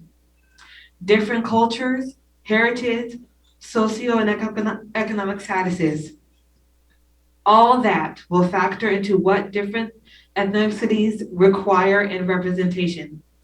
The question was posed, who is most at risk of their voice being erased? It's the group that includes my people who have historically longest been ignored, divested, redlined, under-resourced. I support a redistricting that will hopefully not only make minimal changes now, but also work towards creating the change we need for the future. Thank you. Our last comment, Paul Tancredi. Well, good evening. I want to thank everyone for their contribution and time and effort for this that comes around every 10 years. Just want to speak briefly on behalf of Blue Hills neighborhood. Our board met today to talk about these 3 maps, and we noticed that the one map 7.1 kept things as the status quo that first came about in the 2011 redistricting. We used to be completely within the 5th district. Our boundaries are Martin Luther King Boulevard on the north, Paseo on the west, Prospect on the east, 63rd Street on the south. The latest redistricting, it made the north part, north of 51st Street, part of the 3rd district, First, we were kind of surprised that that had happened. One thing we found was that when we put in PIAC requests for 3rd District and 5th District, for 2 PIAC cycles in a row, all of our 3rd District requests were granted and none of our 5th District requests were granted because maybe some of the 5th District money had been devoted to some major projects. So we decided as a board that we kind of prefer the status quo in regards to that 1/4 of our neighborhood being in the 3rd District. It's an interesting area. It is geographically 1/4 of our neighborhood. I think population wise, it is less than 1/4 of our neighborhood. We have the Sale Academy of the Performing Arts there. We have some major nonprofit properties like an apiary with beekeeping place. So we have a major orchard. We have some interesting things in that neighborhood. It's not a lot of population. So if 7.1 is the only one that keeps it that way. But if, I think if you were to make changes to the other 2 proposed maps, just on that one section of Blue Hills, 51st Street North, I don't think you would have to make too many other changes to make it fit if you preferred the other 2 maps that aren't. We have a clarifying question. Yeah, so what are you asking for the boundary? Like we'll keep it as it is, which that's not likely to happen. There's gonna be some tweaking on any of these maps we apply. Mike. If we move the southern boundary of 3rd District to 55th Street, what would that do to your boundaries in Blue Hills neighborhood? I believe our preference is to not move it further south. Our preference is to keep it at 51st Street. With the 3 maps presented today, 7.1 maintains the status quo, and the other 2, 8.4 and 8.6. The 5th District goes to Martin Luther King Boulevard in our neighborhood. So if those were to go into effect, instead of having 2 districts and 4 council people, we would go back to being completely represented by the 5th District of those maps. But if changes are still possible, our board decided that the consensus board opinion, which we think reflects the neighborhood opinion, is to maintain the status quo just for our neighborhood, which is 51st Street and north is 3rd District, and south of 51st is 5th District. Thank you. Thank you. All right, so friends, thank you. I told you we might need to pack some snacks. It is 8:03. We have designated, and for those that have joined us previously, where commissioners are able to share their closing thoughts, I will ask commissioners to be succinct in your thoughts. Commissioner Kellum, you'll go, I'll ask you to go first. Before you start, I do want to acknowledge all of the comments and the individuals. We've had up to 29 or 30 participants joining us on Zoom with various questions and comments related to keeping the Westport.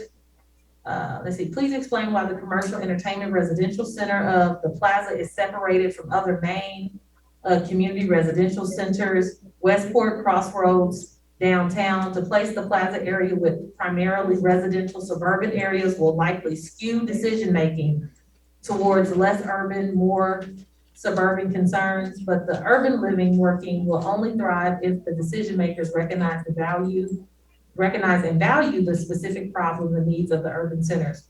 The writer goes on to say, you could include Westport in 6 and better equalize the populations of 4 and 6, since 6 is lower than 4. That would also diversify 6 and increase the urban area. This person speaks as the president of the Plaza Westport Neighborhood Association, and they strongly urge keeping Westport and the Plaza area together. There are additional comments stating that keeping Westport and Plaza in the same district, we don't need more population in the 6 to reduce the large population of the 4th. Also questions about the presentation that Cal shared. I do believe that the maps, they are on the redistricting website. Cal, will the presentation be placed on the website? We can make the presentation available on the website. Most of the material is already on the existing presentation that's on there. So if you look at the existing presentation, there's a little more and then also these three maps. But if Cal, there's some- I'll request that we make the presentation available on the web page, please. Thank you, sir. It says the same can be said about the 5th and 6th district. Why is Truce Line the dividing line? And can you explain why none of the maps divided 5th and 6th district horizontally? Then we have additional comments. My name is Michael Foster, and I was born and raised in the 2nd district. I come from a working class family, and I'm currently in college.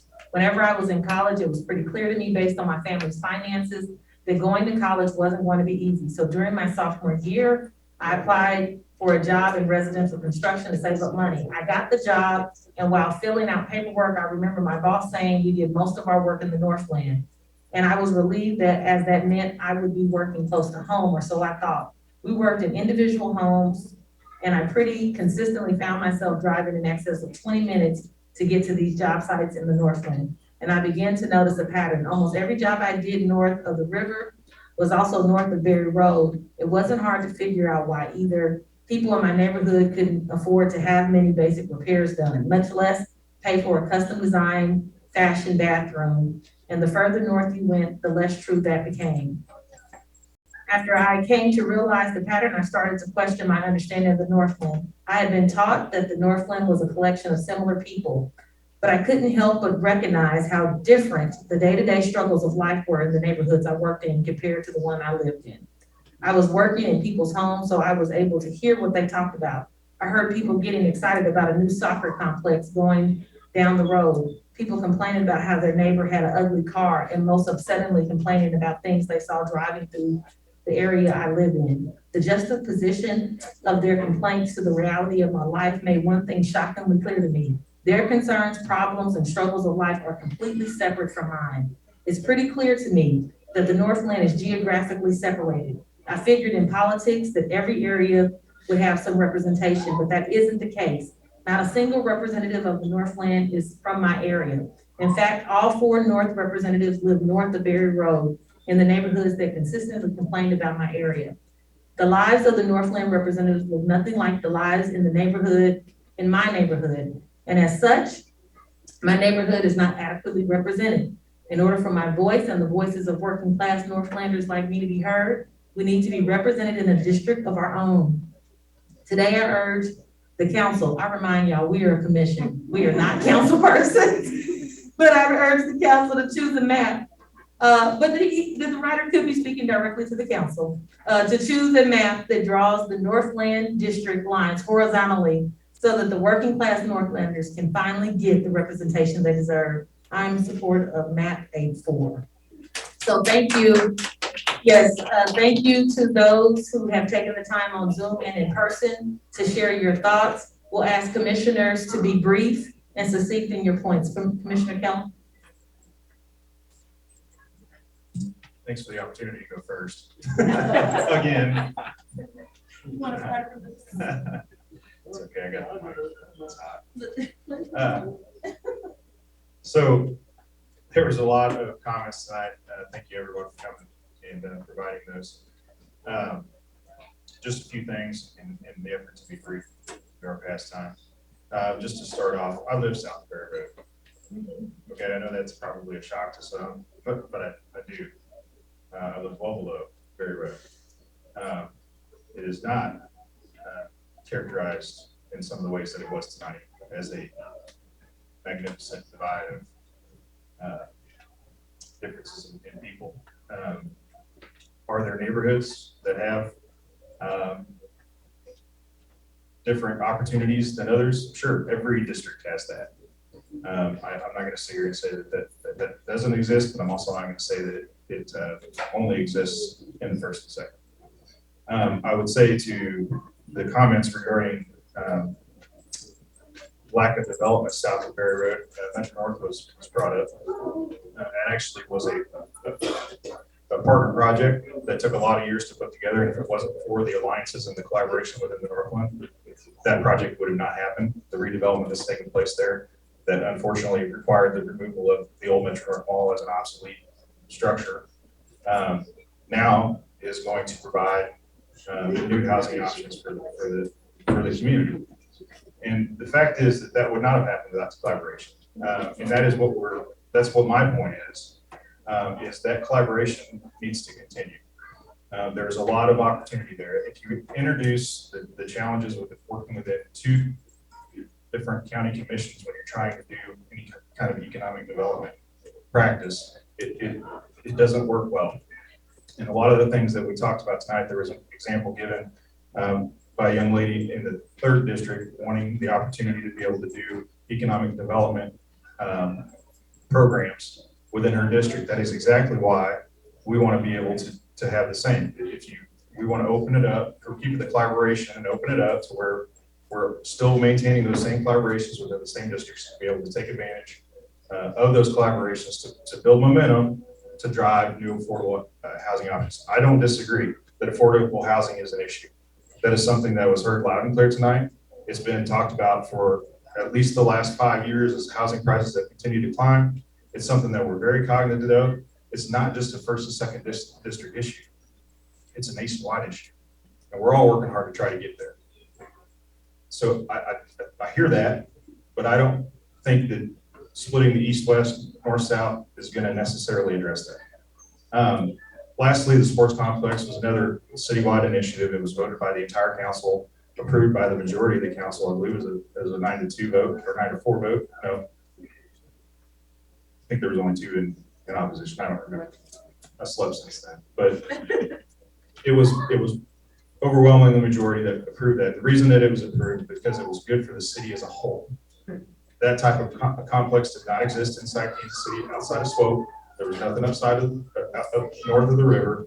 Everyone was spending all of their tax dollars in Johnson County at the Olathe Sports Complex and at the Overland Park Shield Sports Complex. That was something that was a provision for the entire community to be able to utilize in complementary fashion to Swope, which, if you all remember, part of that, the Northland tax dollars through those economic development activity taxes were given to Swope to invest in it as well. That's the collaboration that we're looking at, what we're talking about here. Okay. Lastly, and certainly not least, the issues of transit. I've heard we talked about this after the first public meeting. Transit is a absolute must-have in the Northland. I know it's an issue in the Southland as well. Without collaboration, working with 2 different county commissions in 1 district is going to create issues again with that, because a lot of those funding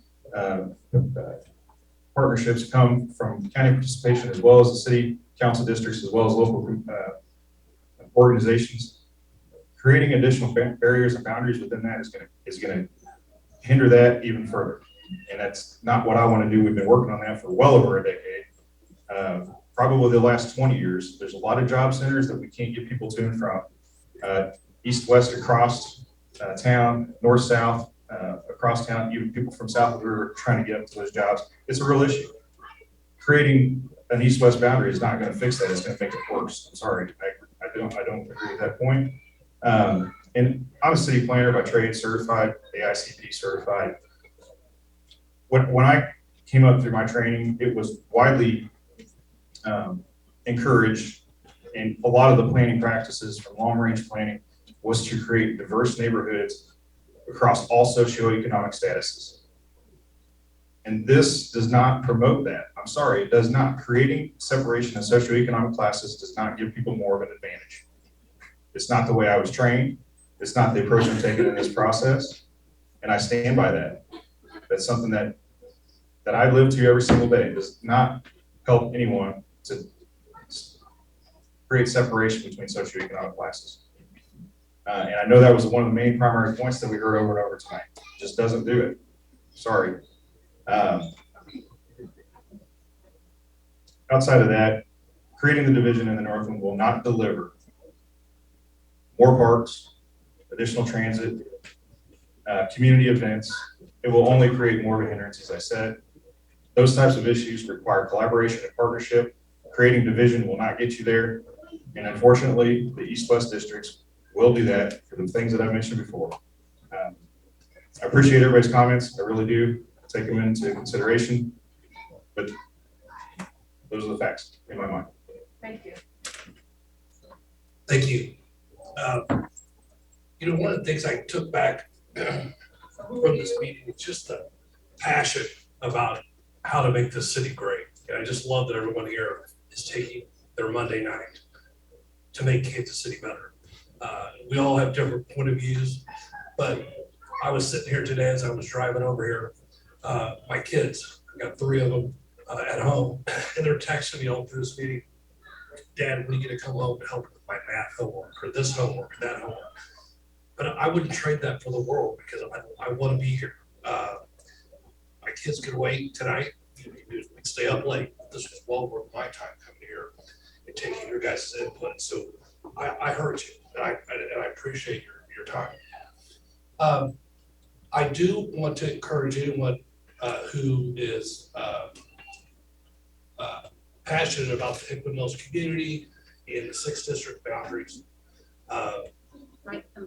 We are tweaking the map that might make everyone a little bit happier. No guarantees, but I see some positive things on that based on the input that I heard tonight and on Saturday. So what I would like to encourage for you, if you could watch or participate at our meeting, I'd like to see some live feedback on that map, both either online or at our meeting, because we have very few meetings left and decisions will be made quickly on that. Thank you. Thank you, Chris.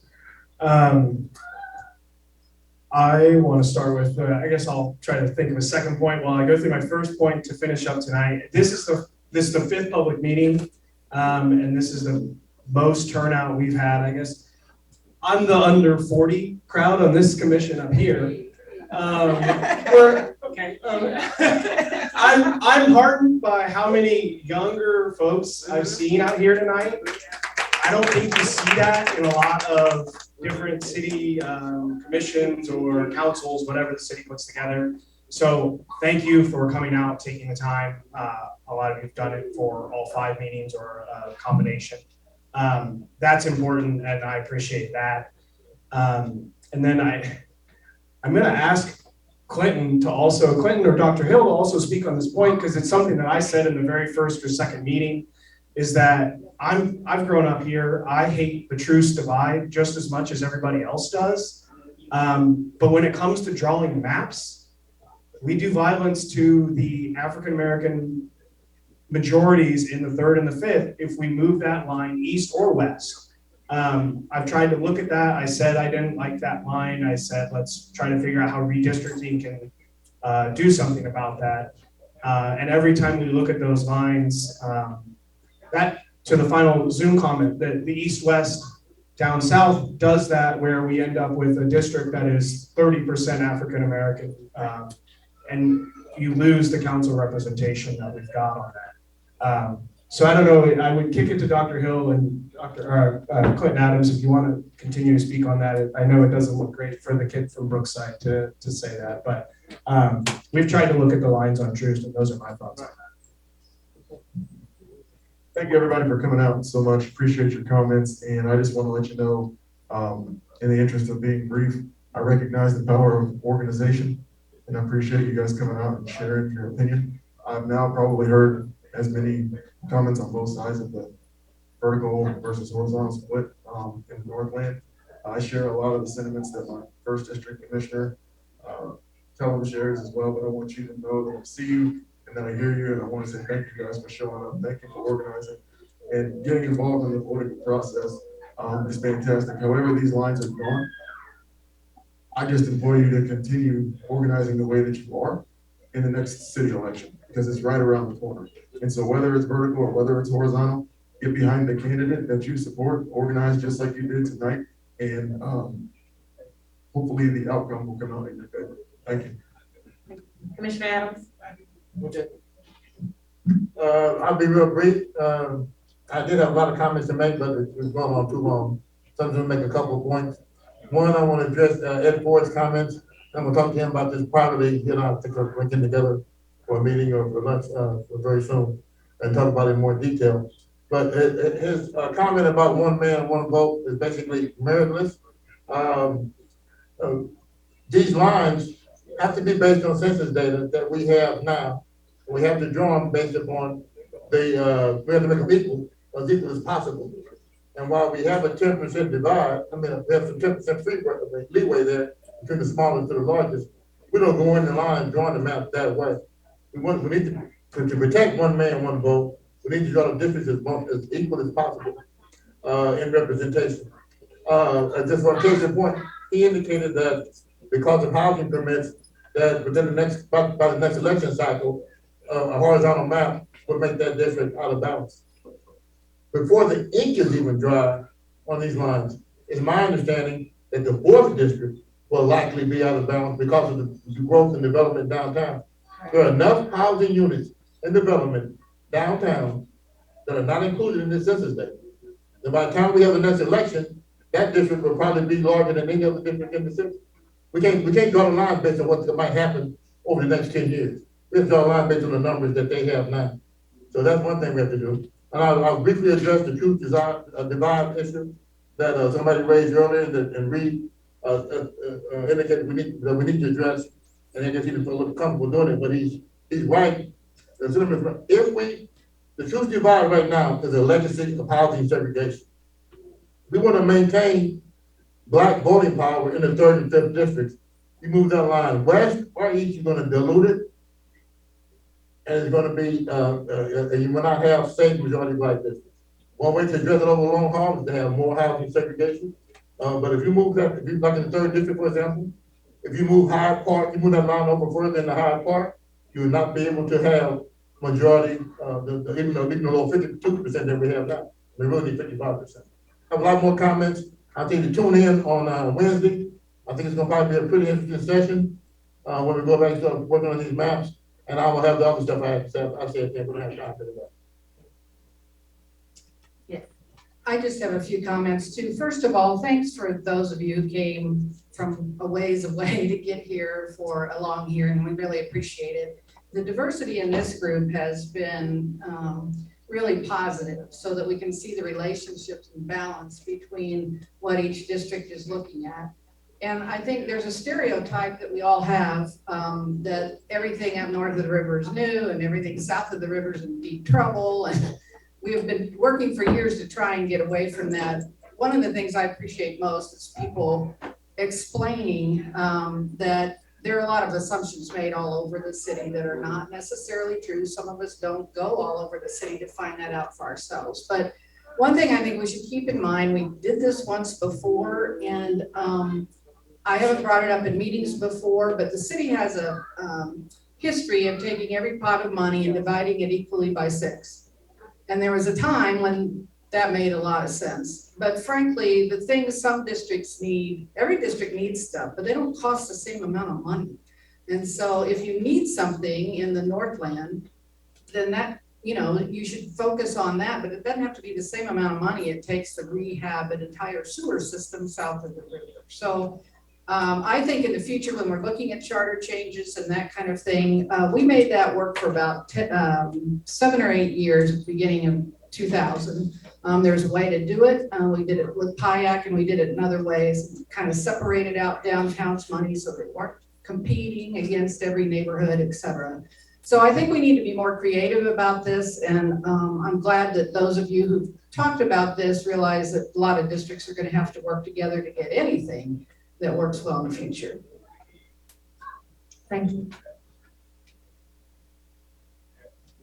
Mr. Nobody, ignored by his fellow man, but always willing to give a helping hand. It's the title of a poem I had to write in 7th grade. I was in trouble. I missed a couple of reports. I did something, but Mrs. Jones, a very wonderful African-American teacher in 7th grade, took me aside, forced me to put some words down on paper. Little did I know, 2021, I'd still have this gut-wrenching feeling.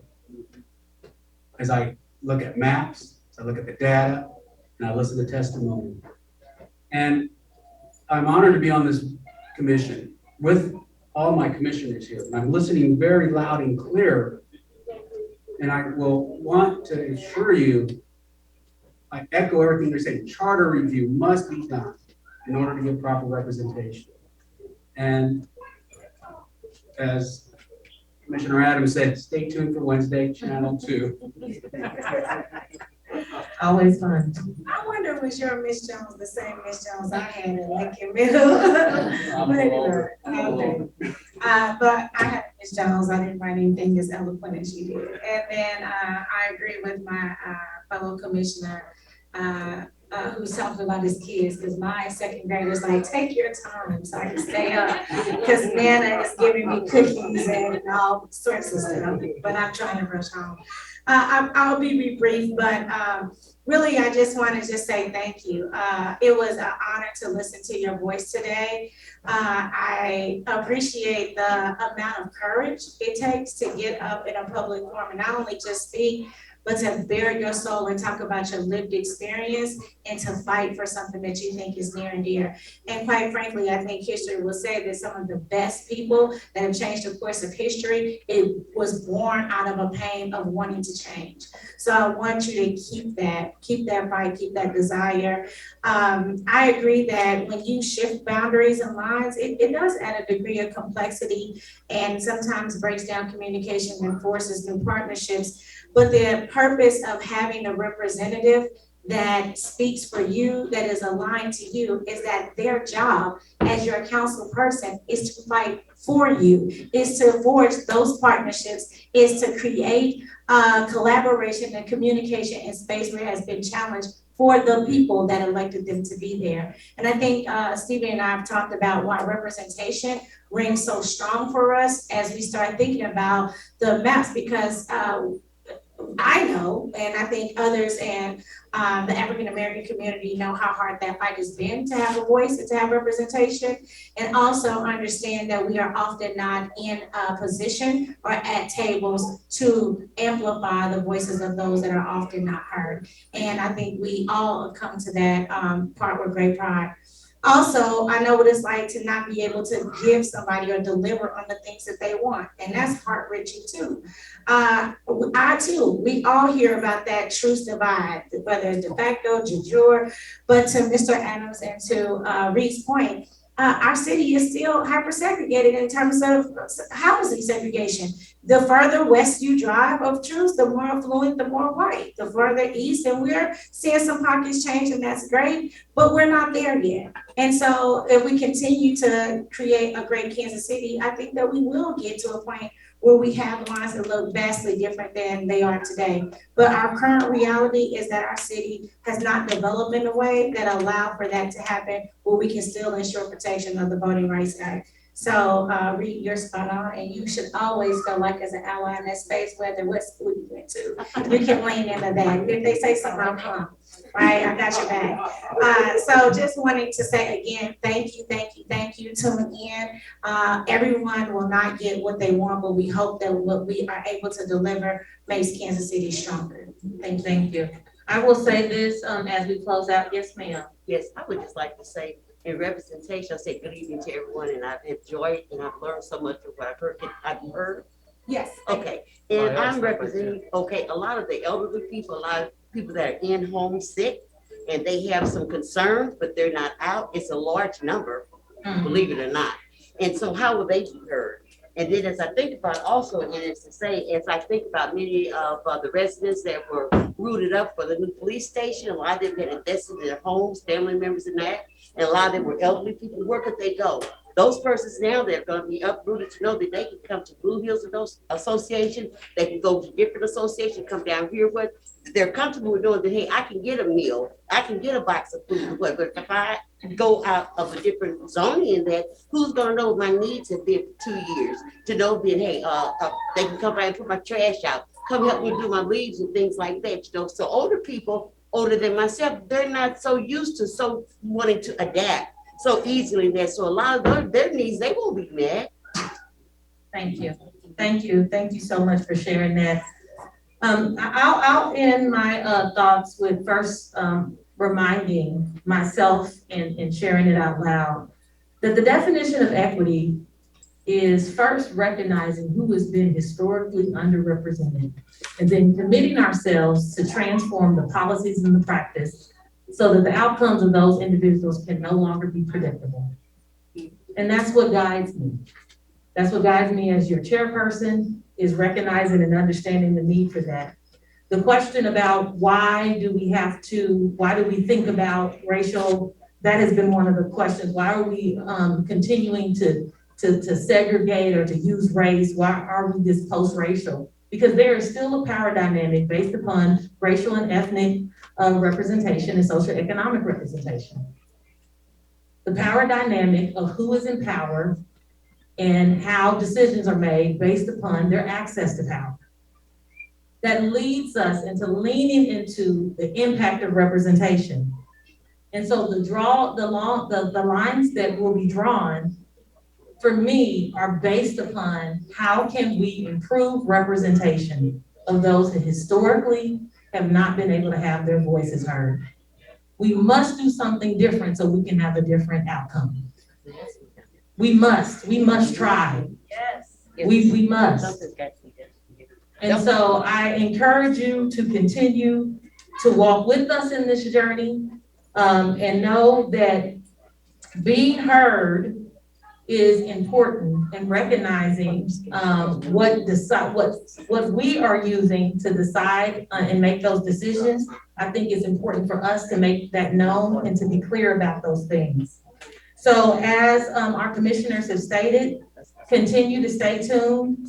Our next meeting is this Wednesday. I'm also talking to my commissioners this Wednesday, November the 10th, where our goal is to apply the feedback and to do our part in continuing to tweak and transform one of the 3 maps here. On November the 15th, we will deliberate on the final maps. Our goal is to move towards map selection for the council. On November the 22nd, we will have our final deliberation and vote. That will be our meeting to vote to confirm. We'll have 1 map that we will present to the council. December the 1st, we will confirm and review our presentation. I am tasked, and I am inviting my fellow commissioners to join me on December the 2nd for our council presentation, where we will communicate the process and what we have heard.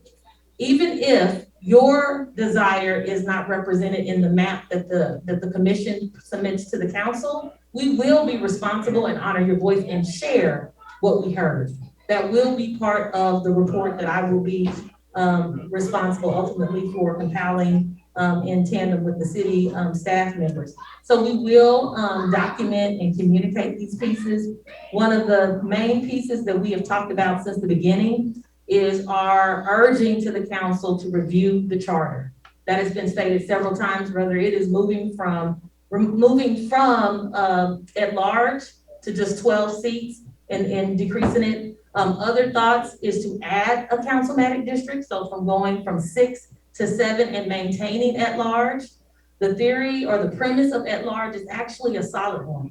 It may not have been practiced as it should, but the whole concept of at large is to create a higher thought and promote connectivity across the city.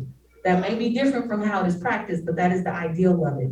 So please stay tuned and join us. Thank you again for your time and attention. And this commission meeting is adjourned.